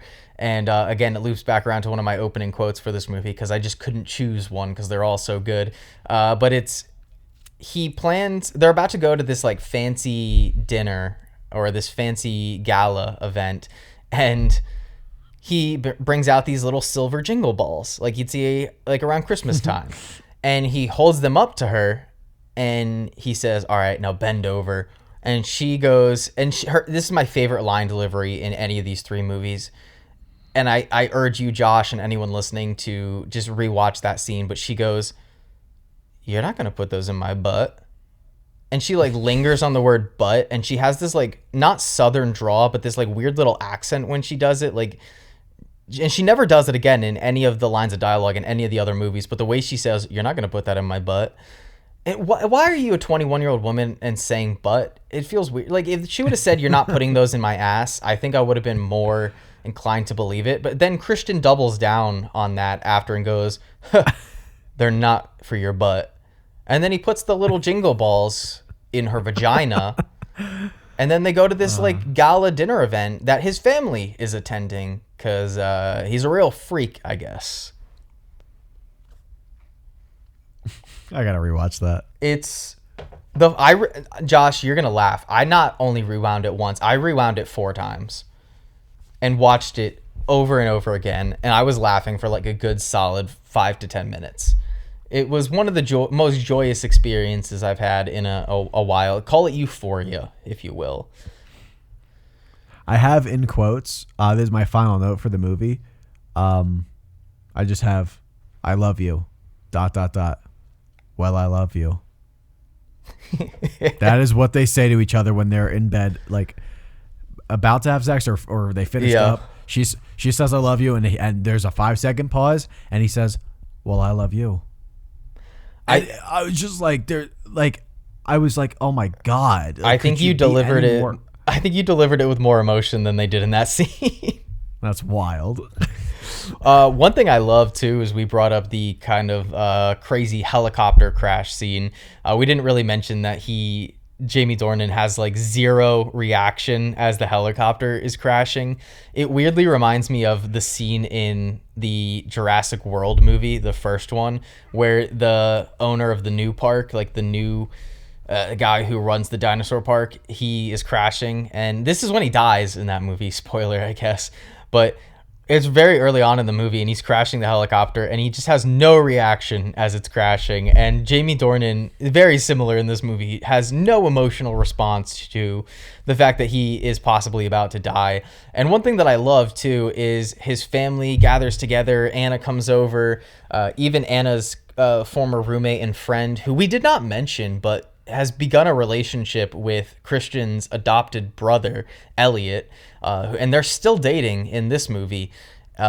She's there, everyone's worried about him, and he crashes his helicopter, and instead of like getting to the nearest phone and calling them, he keeps them in very deep suspense and just shows up at the apartment or his home, still dirty, still like post-crash, and he just shows up, and he's like, they're all like, "Oh my God, where were you? Why didn't you call?" And he says, "There wasn't a phone. I just tried to get here as soon as I could." Call them.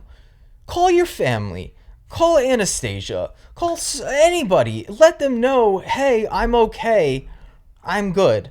I'm sure when the rescue team found you, they probably had a mobile phone that you could have used to call anybody and just let them know, hey, I'm okay. You douchebag. He didn't have the number memorized. He's a psychopath. I know he has a photographic memory. I know it. The movies never say it, and I can't confirm it with any actual evidence. But if anybody were to have a photographic memory, it would be Christian Grey. Oh, I love too, like a literal scene after he arrives back at the hotel or his apartment, and everyone's glad and happy that he's okay and he survived, and it's so dramatic. I love after that, like immediately, like the following scene, Anna and him have like some kinky BDSM sex, and all I could think about and what I wrote in my notes was, oh hey, I know you just died in a helicopter crash, but time for some rough sex. Not like any emotional comfort or stability, and hey, I'm glad you're not dead. Just hey, stick a thumb in my ass. Oh, and let's kind of close it out, and then we'll move on to the final film with talking about the final boss fight of this movie, which is Christian's mother's friend that sexually abused him when he was younger and groomed him, and is the reason that, again, he is a dominatrix / sadist, depending on how you view those terms. But earlier in the film, this character, this woman, Mrs. Robinson, as they like to call her, little graduate reference, they refer to her as Mrs. Robinson a couple times throughout the movie. And in the next one as well, because they bring her name up again. But earlier in the film, Christian brings Anna to a salon that is owned by this woman, which is a revelation to Anna, as she's like, this is the woman who abused you and you're friends with her. And he's like, oh, we just talk. We don't sleep together. We just talk. Oh, that's when I wrote go to therapy. Okay, now it adds up. That's when I wrote that note. I was confused. I was like, at which point did I think that he really needed to? And it was this moment. First off, she abused you. You're traumatized by it. And now you bring your current girlfriend to this woman's salon. Absurd. Just absurd. And then later on, I think it's at the mask gala when she has the jingle balls in her pussy. I think it's at this point that this Mrs. Robinson character approaches Anna and is like, nothing's going to work out with you two. You're not right for him. Christian needs to be able to dominate a woman. That's just who he is, and you're not going to change him. And Anna's like, bitch, who the fuck are you? Go away. Like, get out of here, you creepo. I don't want to talk to you. And then she shows up back again later on in the film. And this is where we get the great line from Christian when he approaches her. Oh, it's after, I think it's when they get engaged. It's when they get engaged, and the Mrs. Robinson character is clearly unhappy about it. And Christian, she gets into it with Anna. Christian approaches and is like, listen, you taught me how to fuck. Anna taught me how to love. And I think it's in this moment because Christian's mother was unaware of this whole relationship and dynamic between Christian and her friend. This is when she realized what has happened between them. She walks up and just slaps Mrs. Robinson across the face. And that's kind of how we defeat the final boss of this movie. And we kind of end with Christian and Anna engaged, which is nice and it's sweet. I'm just kidding. It's really fucking terrible and not earned at all. But here we are. Do you really have any more thoughts about it? I feel like we talked about a lot of the stuff. No, it ends on Jack Hyde burning a hole in his family picture on Christian's face. Yes, right? Yes, I forgot. The film concludes with good old Jack Hyde returning, giving us a little tease at the villain of the next movie. Yeah. And just kind of ends with him swearing to get his revenge on Anna and Christian for wronging him, even though he tried to assault her in his office. Yeah. All right, folks. Thanks for holding tight while we took a little commercial break there. But we are now moving on to 50 Shades Freed, the third and final installment in the 50 Shades of Grey trilogy, released in 2018, 1 year after 50 Shades Darker. Again, directed by James Foley, again written by the author's husband. A budget of $55 million with a box office earning of $372 million, a Rotten Tomato score of 11%, and a Metacritic score of a series low 31. I am ready to fucking free myself from this series and never look back. Did you feel free while watching this? No. I felt caged. Felt caged up. Locked in. That means you were locked in, right? Oh yeah. I would like you to divulge to the audience listening your watching experience of this movie. Really felt like Breaking Dawn with the marriage ceremony and shit like that. Yeah. Really liked Anna's need for speed. Oh yeah. She's Tokyo drifting all over the place. In her fucking Gran Turismo era. Yeah. She's on her Vin Diesel shit. And she's fucking good. She's like a pro. Oh my god, dude. Best driving I've seen since Danica Patrick. Ugh. Yeah, so this movie does a lot. Oh yeah. And it does a shit ton. But I feel like it really does a lot in its final like 20 minutes. One of the craziest finales we've had on this show in a while. Not quite as crazy as Black Christmas 2019 with the all-out brawl. But things get a little spicier in this movie. Not in the sex, which is what these movies I thought were supposed to be about. But no, it gets a little spicier in terms of, as we said at the end of the last film, it ends with good old Jack Hyde kind of watching over and swearing revenge on Christian and Anna for their wrongdoings.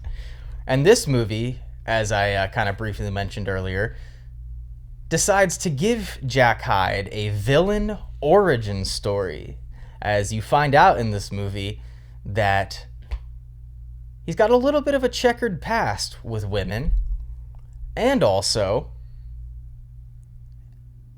felt that Christian Grey stole his life from him and stole what should have been his life. But just remind me, all that happens in like the finale, right? That's when they reveal all of it, because throughout the film, and you kind of find out that I think it starts out with them seeing him on security footage planting a bomb, is what I think they say. Like they say he planted explosives, but then that's when they get the security footage, and Anna's like, "Oh my gosh, it's Jack," and they kind of tell the police about his backstory, or about what their history with this Mr. Jack Hyde, and how he assaulted Anna and was her boss and whatnot. And you're right, they reveal it, but throughout the film, a lot of the quote-unquote plot is this guy kind of pulling some shenanigans. He steals a bunch of files on the Grey family. He's stalking them, which leads to him breaking into Anna's apartment with a knife at one point, which is pretty fucking out there and crazy. But yeah, little information is sprinkled. They kind of double back to 50 Shades Darker, and they say that the helicopter crash was not an accident and that it was manufactured. And they think that Jack is probably the one who did it, which is fucking, again, insane. So now it's not just a random crash. It's Anna's former boss trying to kill Christian. So that's where we kind of are in these movies. We're at that point. And if you guys don't believe me, this is the funnest one, in my opinion. Probably, yeah, definitely the funnest. I will agree with that. Yeah. Let me see here. Let's take a look at these notes. Had to finally add in his piano skills and singing. He was singing. Yes. While playing piano to himself. Wait, what song does he sing? I wrote it down. I might have just wrote good song. Oh, he was singing Maybe I'm Amazed. Maybe I'm amazed. Maybe I'm the only one. Yeah. So if he likes the Twilight references and similarities in the last two, you get some more of that in this one. Do you know what was really fun in me? What scene? Yeah. Is when he goes downstairs, or he goes to the kitchen in like the middle of the night, and he goes in the fridge, clearly looking for a midnight snack, and she's sitting on the counter eating Ben and Jerry's, and he goes, "There you are. I was looking for you." Yeah, in the fucking fridge. No, you weren't. Oh man, I was cracking up at that. I don't know why. Like, why were you in the fridge if you were looking for her? Like, we all know you wanted a snack. Just admit to it. Well, then they have their snack as she has it. They go down on each other on the kitchen counter table. It looks like a dining table. Maybe people eat there. Enough is enough. Like, I'm so tired of this. They've made me realize there is such a thing as too much. Yes, it's just too much. It's excess, and it's not good excess. Again, the scenes are still not sexy. Like there are plenty of scenes throughout cinema that are arousing or enticing in a sexual way, and these films based around BDSM sex don't have any of them. And I don't see how someone is finding these sexy other than they're attractive people. Is this the one where he's working out and he does his end stretching whatever, and she's like watching him? Yeah. Or is that the second one? They're blurring together at this point. Yeah, I think it's this one, but yeah. I don't know why that stood out to me. It's just like, but like he's working out, she comes in, and it just leads to sex. Like there's no build up, there's nothing deserving of it. It just happens constantly. I like too that not only does Jack Hyde return as kind of like the villain of the movie, and like he's like a 180. Like in the first one he like starts out normal and gets like a little more unhinged, but in this one he's just fully Like every scene, he's just like the most like generic I'm a bad guy type of villain. Like not that I expect subtlety or nuance in these movies, especially in the third one after seeing the first two, where every character just says what they want and there's no like dynamic nature to the writing. It's just very flat, and there's no nuance or subtlety. So I don't know why I would expect it from this movie. But my God, he's just such an over the top mustache twirling villain at times in this movie.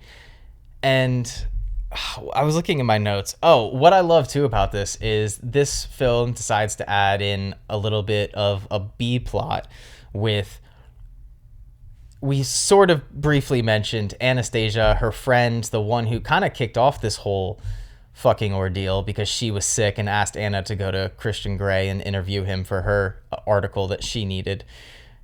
But oh my God.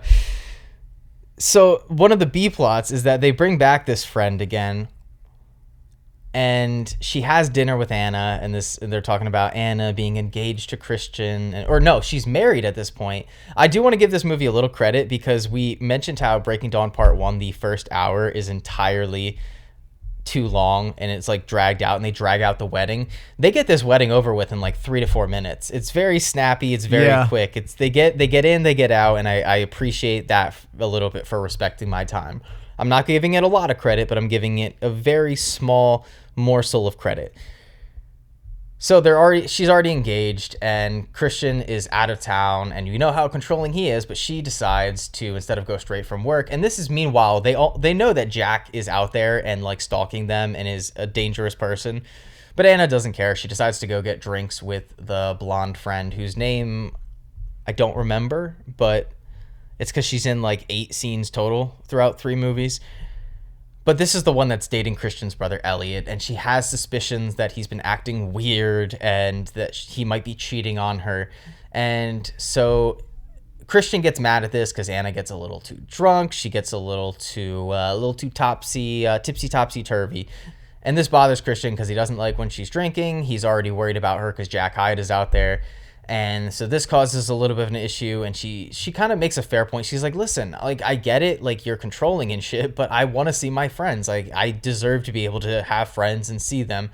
And then Christian surprises her with, I'll give him some credit, it's a pretty good romantic gesture, but a surprise trip to Aspen, as they own a vacation home there, which was brought up in the last movie when she is offered $26,000, which, fun fact, would probably pay my rent for 2 years. She then rips up the check and then has the money from Christian transferred into her account against her will. And then she bets that $26,000 to bid on the vacation home in Aspen. So we missed a little bit of that setup. And so he surprises her with the trip to Aspen. But not only that, all of her friends, including the one who tried to kiss her / assault her in the first movie when she was clearly too drunk, he's still around. He's some photographer. It does not matter. They go on this trip, and I had this really, really minor but annoying thought, because they go on this incredibly beautiful hike throughout the mountains of Aspen. Gorgeous views, like just absolutely stunning. It looked incredible. The house was like the biggest vacation home I've ever seen in my life. The bedrooms are like the size of 3 of my apartments. They're apparently soundproof, as their adopted sister Mia points out, so they can make as much noise as they want, and then they still proceed to fuck in the kitchen. But that aside, they do this beautiful hike, and then nothing happens. And then they go to a bar, a very nice bar. It looks a little fancier, but still a bar no less. And this is where Elliot proposes to Anna's friend. And all I could think was, yeah, why propose in the mountains of Aspen with the most gorgeous views and backdrops in the world when you could propose at a bar? So that's where I'm at.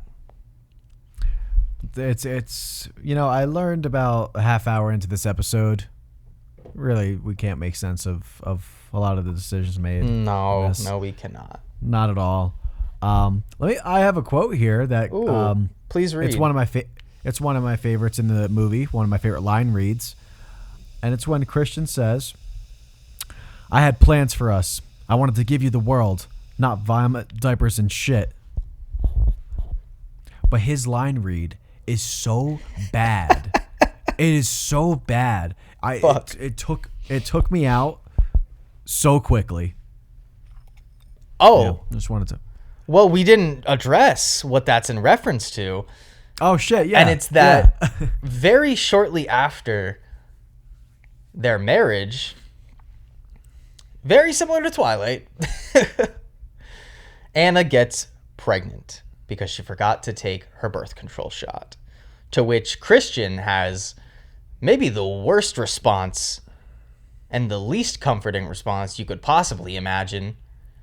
And not only does he have a terrible response, he straight up just like leaves her. Yeah, This is the guy that and she goes loves. to Mrs. Robinson Yeah. Goes back to the Talk. woman who abused him. to talk. And I just don't understand how you put pen to paper and you write this and then you proceed to film this and you edit this and you say, this is okay. This is good. We're going to put this Do you think out. they said that, or do you think they said this is gonna make us money? Yeah. But that's like the implication that you can't make a good movie and also make money, which is proven not to be true. And that's where I'm at with these, because it's just watching all three of these in a short span of time, you more so than I, it just highlights a crazy concept that we kind of talked about in one of our bonus episodes, but just that there is so often times where people gain fame, they get money, they get success, whether it's financial, but without having any talent whatsoever. And it's movies like this that I think put that in more of a light than anything else, to where I'm trying to convince myself that they did think it was good, because then there'd at least be a little bit of soul in a very soulless trilogy of movies that are not made with passion or creativity or for any sort of care in the world when it comes to just making a quality product. And that's what it is. It's a product, but it's like discount, bottom shelf, clearance products. Like defective, recalled Clorox that's not safe for use. And that's kind of what these movies are. Am I being too harsh? No, not Okay. at all. I really don't think they actually think these are good. Like when this, I think you just know, yeah, this isn't good, but I know it's going to make money. Should we admire that? Should we admire the honesty? No. No.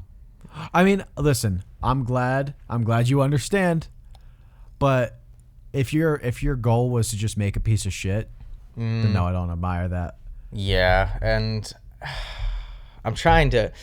I do want to talk more, because I feel like now it's just, oh, how terrible is this? But we'll kind of bring it, I guess, a little bit back to the story and the plot. Very little of it. You get more in this film in terms of Christian's backstory. It's briefly mentioned in the first film. It's explored a little bit more in the second film. And I haven't really brought it up, and neither has Josh, and I'm assuming for the same reasons, which is they don't develop it enough. It feels like a very shallow attempt at trying to have something that's deep. And it's with Christian's trauma in his past, because we mentioned the Mrs. Robinson character, who obviously abused him, most likely when he was a teenager. That's sort of, I think, the age he was, or at least what they hint at in these films.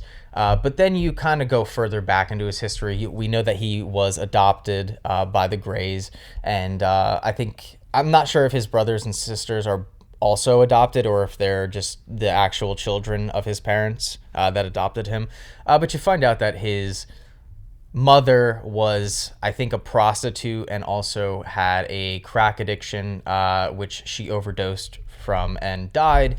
And Christian was the only one with her when he was a very, very young child, and he stayed with her for 3 days, I think they said, before anyone came and found them, which is very traumatizing.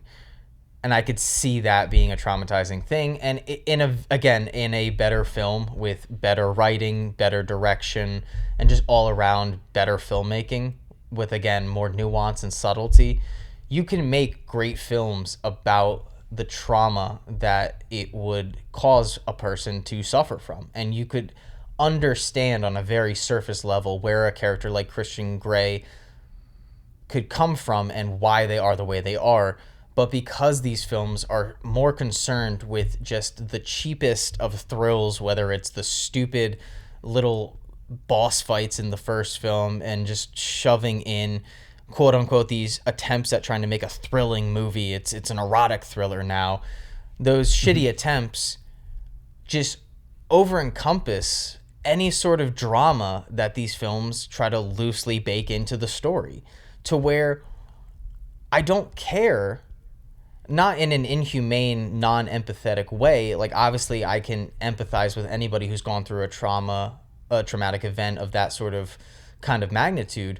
I can empathize with that person on a human level, but in the context of a film or a piece of art or music or whatever it may be, whatever the media format that they choose to try to tell this story and narrative in, you have to handle it better. You have to handle it with more maturity, more nuance. You have to explore it in a way that's interesting and feels honest. It doesn't feel like anything in these three films, anytime they try to go for these traumatic backstories, it doesn't ever feel like they do any, again, of the legwork to try to develop these ideas. They feel like these little inklings of concepts and ideas that they try to sprinkle throughout the movies without ever really wanting to delve into them and bring them to the forefront. It just feels like such a minor, insignificant part of these movies that just has such a shallow execution. It's just, I don't know, it's really bothersome when watching these, especially in such close proximity to each other. And I'm sure you felt it again more than me because you watched them in a closer span of time. I was able to space them out a little bit better, I guess, but if my experience was that miserable in terms of engaging with the story and characters and the quote-unquote themes that they try to go for, I can't imagine how it was for you banging these out in a very quick succession. Dude, I mean, it was like a day, pretty much, like a 24-hour period. That's terrible. I watched these, and more power to you, man. I was so drained from it, though. I was just like sitting there, just begging it to end. And so many times I touched the remote just to see how much time was left, and it was like, oh my god, man, still got an hour. I'm only halfway through. This was one of those check every kind of 15, 20 minutes. Like, you think you're farther into the film than you are, and then you're like, oh, it's been 15 minutes, and I still have an hour and 20 left. They're entirely too long. Even the third one, which I think is the shortest, it definitely just carries on for way too long. These all could have just easily been 90-minute movies. If you're not going to do the legwork of trying to develop the characters or make them feel like real, authentic people, having real conversations, having real experiences, it all just feels so artificial. Like, even the scenes when it's trying to be cutesy and romantic, it's always the same ordeal in all three of these movies. It's a helicopter ride, or it's a car ride through Seattle, or it's this beautiful location and they're playing some pop song, whatever was in the top 40 at the time. Just, again, we've talked on this podcast before, whether it's the Fear Street movies or similar films where these sort of like needle drop moments where they just throw in some generic song that does not fit the theme of the movie, does not fit the tone of the scene, and just comes across as like a really cheap, lazy attempt at trying to make a playlist movie. And there's great playlist movies. Baby Driver is a great example of that. Scott Pilgrim versus the World. There's plenty of movies with really great soundtracks, but the best ones are the ones that the actual soundtrack and the song choices are applicable. Like you can feel the writer, when they were writing the script, had that song in mind when you watch the film. It's... I wanted to just rewind a little bit to the first movie because we forgot to say a line that was said. And just like how ridiculous this is of just... I don't know if it's just like her being naive, but when he says, I want to show you my playroom, and she literally says, what, like Xbox? And I'm just like, dude, that's a good one. That's a good line. I don't know, man. What? Just, like your Xbox? I feel like the more I know about Dakota Johnson, the more interviews I see of her, I get more and more that even when she takes roles like this, and this is obviously just like a way to get your kind of name on the map and put your face out there, because you probably go into these knowing that you're probably going to get a lot of fame for it. Similar with like Robert Pattinson and Kristen Stewart in Twilight movies. Like they obviously went on to do bigger and much better things. And it's unfortunate though that there's still those people who, even the amount of good performances that Robert Pattinson has given, will still just see him as the guy from Twilight, which is, it's unfortunate that people can't look past that. But regardless, these movies really, they don't offer anything of substance. I wish that they were cheap, fun movies, and while I can kind of toy with some fun, stupid, silly elements in the second and third film, it's always at the expense of just making the story, like Josh said, dumber. It never is like a fun, creative scene that's actually good. Like Josh mentioned, like there's a scene in this where they figure out that Jack Hyde is tailing them while they're in the car and Anna is driving. And so she decides to lose him. And she turns into Vin Diesel from Fast and Furious and just is swerving around cars and in between vehicles and pulls off, and this really turns her on, and that little rush, it's like Bella getting the rush of adrenaline in Twilight New Moon.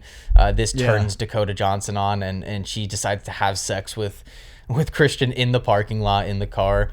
And like scenes like that may have actually worked a little bit more in the first one, because there's really no intensity or thrill in the first one at all. But again, it's mild appreciation in 2 and 3 for having like stupid fun elements, but it just there's no winning, because the films are either boring or they're only exciting because they're really, really stupid. So there's no win. I was really shocked just how much these movies made me appreciate Twilight. Me too. It made me want to like loosely raise my rating of all of them slightly. Yeah. But like I don't like that in comparison. I think it works better for like when you're rating movies highly, like, oh, this movie's a 5 out of 10. So comparing it to this movie, it's like, does it equate really, at least in what it's going for, in my opinion? But then when you're comparing like bad movies, it's like they're bad for different reasons. Mm-hmm. Yeah. Yeah, but no, there's really, again, I don't get what, the only thing I could think of is if you're just very easily turned on and you find like the sex scenes in these movies exciting. I don't personally, but I guess that's the only thing I think people can chew on, because I just don't think anyone can confidently tell me that they believe to their core that these are, again, well-written characters with depth and the plot is well-written and developed well. I just don't... Again, this isn't the podcast where I'm going to tell people what to like and not like. Like this movie all you want. If you think this is 5 stars, more power to you.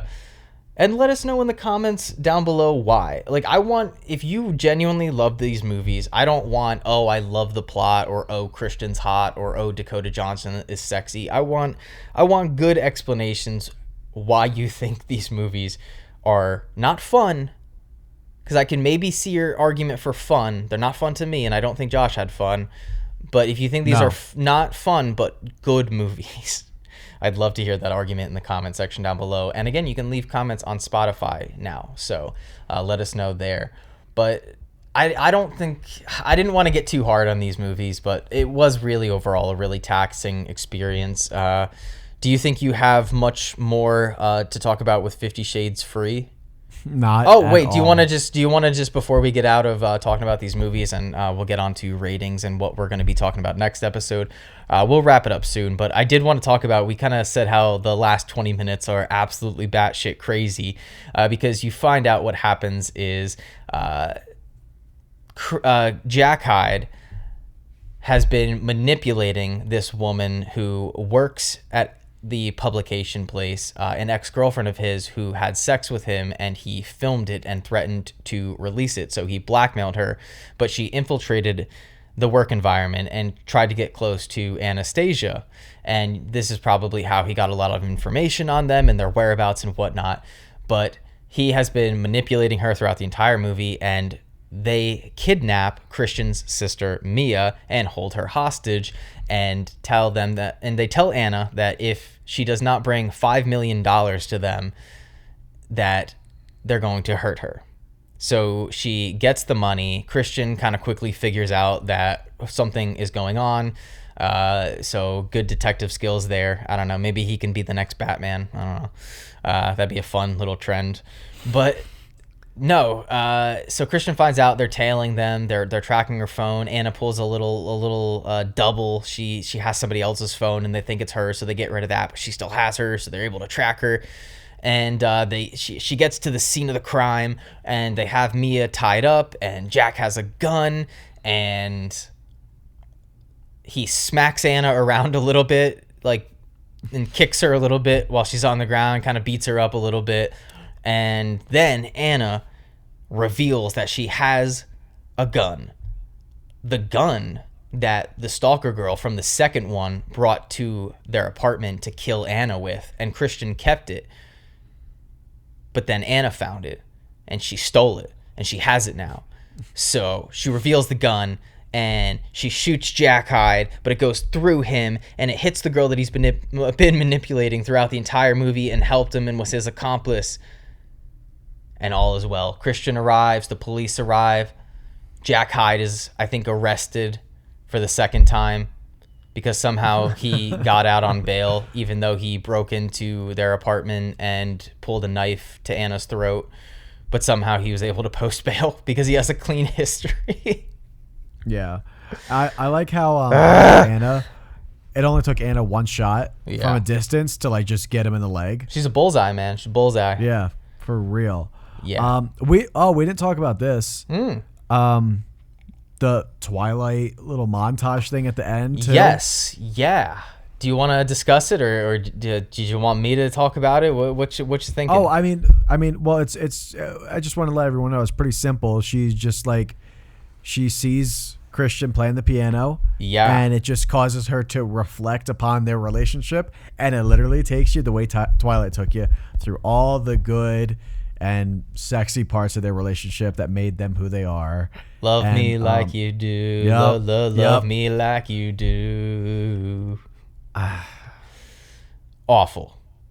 At least in Twilight, Bella had a superpower that allowed them to, like, her to show Edward their history together. Incorporate it into the script a little bit. In this one, it's literally just a montage of the last three movies, and we didn't need that because we watched them in very close succession to each other. So we didn't really need that. And also, don't remind me of those. I don't want to think about them. I don't want to think about it. So why are we doing this? Why are we retreading on that? I do kind of love her. I brought up how Christian has a terrible response to her being pregnant, but he's like, do you think I'm really ready to be a father? And she goes, no. And I'm not ready to be a mother. And then later on in the film, he's like moping about her being pregnant. And he's like on the bed whining, and he like looks at her belly, and he's like, you don't even realize it yet. You're going to choose him over me every time. Being jealous of a baby is kind of weird. How is that not a red flag amongst all red flags? Like, if anything tells you you shouldn't have a baby with this man and shouldn't be married to this man, I think, boom, clear-cut sign. He's not just like distraught. He leaves her, comes back to her, is still complaining I don't think he ever even apologizes and says, hey, I'm sorry for the way I acted. I was just scared. I shouldn't have reacted that way. He like quote unquote apologizes, but not really, not like directly. I don't know. Hey, but hey, at least Christian, he evolves, he completes his arc, and because he acknowledges at the last line, he says, "You're topping from the bottom, Mrs. Gray, but I can live with that." So he starts out as a sadist. He likes causing punishment, but by the end of the trilogy, he's now just a dominant who doesn't mind also being dominated. And that is, as the kids say, good storytelling. All right. It's a completed arc if I've ever heard one. Yeah, they go on arcs, right? Anna starts out kind of timid, and then she gets sexual freedom, and then she stands up to Mrs. Robinson, and she stands up to the house designer in this one. So that was a fun little character journey for her. And Christian, he has his thing, and that's something. So you know what? The more character arcs than Twilight, I guess. They don't really have arcs in that. I mean, Jacob just goes from being in love with Bella to being in love with a baby. I like how both writers kind of play with that pedophilia. Yeah, they're not. Yeah. In 50 Christian's Shades grooms, defense, Jacob's grooming, In 50 Shades defense, and not to defend it because I don't want to, but in its defense, to play devil's advocate, at least it does portray pedophilia in a bad light. Twilight kind of just doubles down and then triples down on it. And Twilight's just excited about it. They're just all about the pedophilia. They love the grooming, just like Sam Taylor Johnson. All right, guys. So, Josh, what do you think when we get into scores? Yeah, please. All right, I'll kick us off with 50 Shades of Grey. We are going with a 1 out of 10. Miserable experience. I hated every second of it. I am going with a 1.3 out of 10. That's too high, but kick us off with 50 Shades Darker. 0.9. Ooh. That's 0.9. That's all right. I can't argue with it. 0.9. God damn. Is that the lowest you've gone? Nope. Damn. Okay. Is Black Christmas 2019 still the lowest? Yeah. Would you give that like a 0.2? I think it was a 0.7. I'd watch Black Christmas 2019 but honestly, over any of these. When I think about it, it probably is better than any of these. Yeah, it's at least more entertaining at the very least. Yeah, you guys will find some inconsistencies with our ratings. Hey, I am always adjusting ratings. You should see my letterbox. I'm always room to go up, room to go Yeah. down.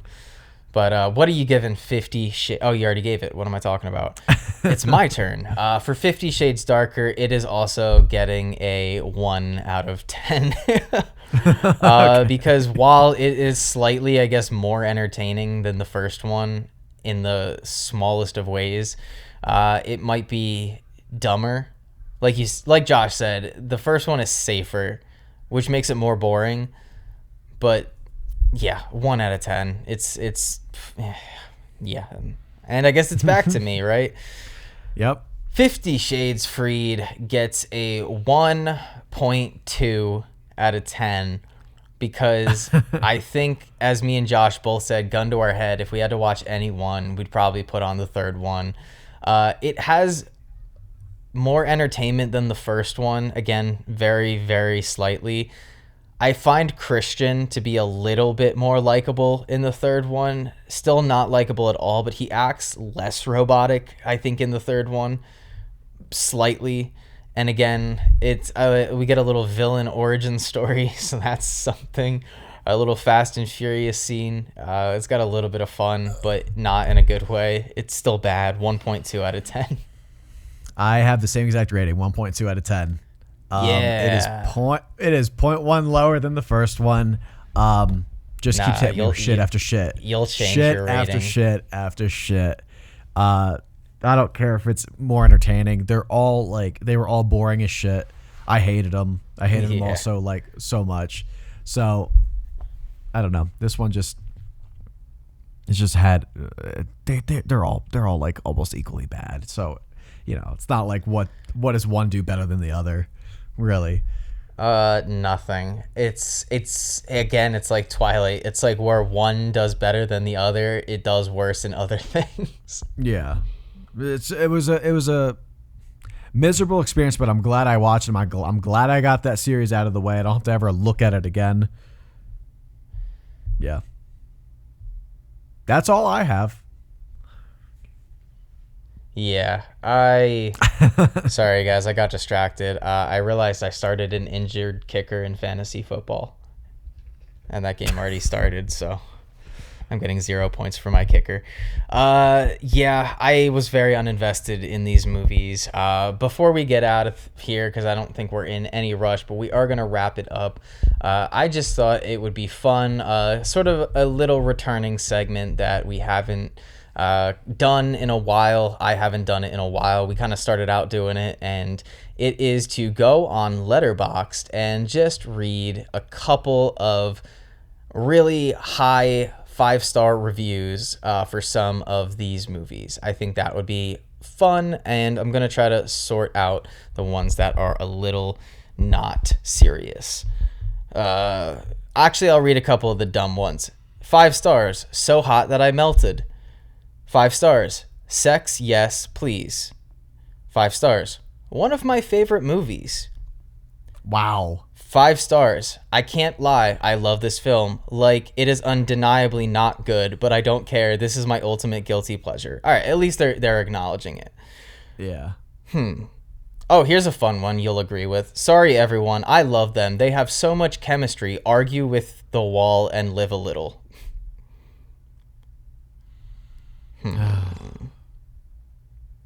They just love it like I don't. Trying to sort out the ones that are just horny. This one is just 5 stars, steamy. That's all it says. Oh, here's a good long one.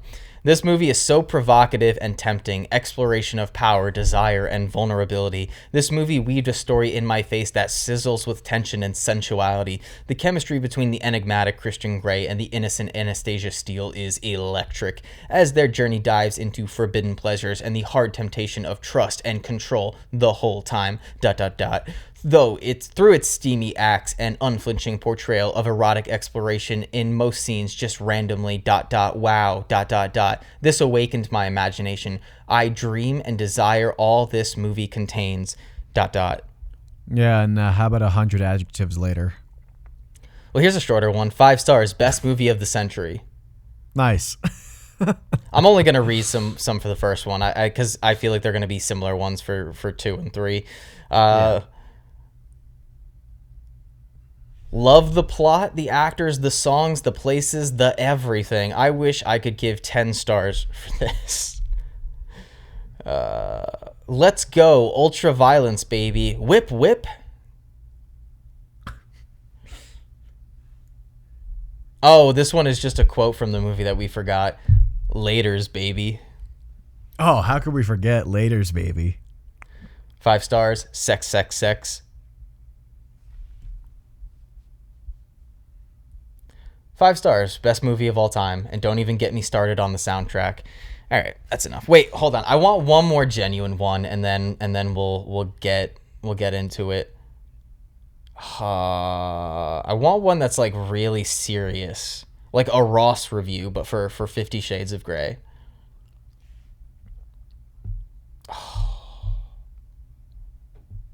Come on, where's a good one? Oh, come on. Give me something good. Oh, here's a good one. It's not that long. Acting, 10 out of 10. Story, 10 out of 10. Cinematography, 9 out of 10. Pacing, 10 out of 10. This is, unironically, my favorite romance movie. It's so good. The story, the acting, and everything in between is perfect. 10 out of 10 overall. And we'll end on that one. But I thought that was like a fun little segment to bring back. Like a movie like this, you can't just be listing the components of a film saying 10 out of 10. Oh, this was good. Tell me why. Like and I don't like being that guy, but a movie like this that's really, really bad and that is known to have awful acting. Tell me why the acting is good. Yeah. I'll just say it's good. Acting's a hard one. Tell me how the cinematography is a 9 out of 10. Tell me how the pacing is a 10 out of 10 in 50 Shades of Grey. People don't use big words if you don't know what they mean. Yeah. No, but yes, so we are done with the 50 Shades of Grey movies, and as it will still be October when our next episode airs, we thought we would give ourselves a little bit of a break from bad movies, as for a pretty consistent amount of time now and amount of episodes, we've done a lot of bad ones. We did 2 really, really terrible Black Christmas remakes. We did 2 really, really terrible, and if you ask Josh, 3 really terrible Santa Claus movies. We went straight into all 5 Twilight movies, and then put alongside that, right after it, we did all 3 50 Shades of Grey. But we wanted to stick with the theme of love and romance and thought a really good trilogy that hopefully if you guys are listeners of this and you haven't seen it, this inspires you to check it out before next episode. But we will be tackling the Before trilogy from director Richard Linklater, starring Ethan Hawke and Julie Delpy. And I am so excited to not only be able to give these movies another rewatch, as they are some of my favorite movies, some of my favorite screenplays as a whole, but also to break away from this kind of trend of terrible garbage that we've been putting ourselves through. Can't wait. Can't wait to actually explore some better themes of love in this month. Yeah, and actually get characters that are real people and not just cartoon cardboard cutouts. But hey, happy Valentine's Day, guys. I mean, it's coming. It's coming, and I hope you're ready. And I hope you listen to this to prepare for Valentine's Day. It'll give you some pointers on how to have a successful one, I guess. Maybe even teach you how to take 30 seconds for a woman and have her have the best elevator ride of her life. Yeah, not all of us can be Christian Grey, unfortunately. But before we send on out, I got a little question for you, Josh. Shoot. What did the alpaca say to his date? What? Want to go on a picnic? Alpaca lunch. I thought it was gonna be I was like, okay. You were thinking spitting. Yep. Yeah. Everyone thinks alpacas. They think spit. So yeah. Jesus Christ. Speaking of alpacas, completely off kilter. Have you seen Color Out of Space? No. Watch that because I want to talk about it. Maybe I'll recommend that for the podcast or the Patreon. Really? But that is it, guys. Yep, we are doing the Before trilogy for the next episode. So again, if you don't want to be spoiled for those, definitely make sure to check those out. There's 3 of them: Before Sunrise, Before Sunset, and Before Midnight. It is a really cool little trilogy of films. Highly recommend it. That's already kind of giving a spoiler for my kind of opinions and thoughts on it, but stay tuned for the next episode where we discuss all of them. I kind of want to do a little bit more research behind them and kind of just the making of those films, and I think that would be like a little interesting deep dive. But I hope you guys enjoyed listening to us talk the 50 Shades of Grey movie just in time for Valentine's Day. As Josh said, I hope you guys have a wonderful Valentine's Day. Spend it with a loved one, your significant other. If you don't have a significant other, just spend it with some friends. Don't drink too much wine. Don't drink too much. Don't eat too much chocolate. Don't want to upset the tummy. If you do, make sure to get some Tums beforehand. Prepare for that. But yeah, so thank you guys as always for listening. We appreciate all of your support. If you guys want to support us a little more and you don't mind doing that a little monetarily, I recommend you guys go check out our Patreon page, Franchise Deep Dive. Link will be in the description. We do bonus content there. By this point, we will have a couple of Watchlist Wednesdays out, which we air every Wednesday opposite of our normal episodes, which air every other Tuesday. So if you are a Patreon subscriber, you will get an episode every week. And by this point, I also should have a couple solo Jake episodes. I'm thinking of doing some slasher Saturdays where I just pick one or two fun, underrated, underseen slashers that I find a lot of enjoyment in and just discuss my thoughts on them. They'll be a little shorter since I won't have someone to bounce ideas off of, but I think that could be a fun little segment. I have some other ideas that me and Josh can do, but we'll discuss those in private. Yeah, make sure to follow us. So wherever you get your podcasts, we're here on YouTube at my former film student YouTube channel. You can also check out some of my solo content, as well as checking us out over on Spotify and Apple Podcasts. We are on all three.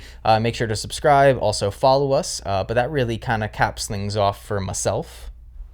Yep. Give us a follow on Instagram, guys, at Franchise Deep Dive. It's where all of our content is, at least for postings and stuff like that. DM us, email us at franchisedeepdive@gmail if you prefer that method. But pretty much all we got here for today. Appreciate you guys for listening. Have a good Valentine's Day, and we will see you in a couple weeks. Yep. See you in 2 weeks. Or if you want to be cool and be on Patreon, we'll see you next week. Yep. All right, guys. Goodbye. Later.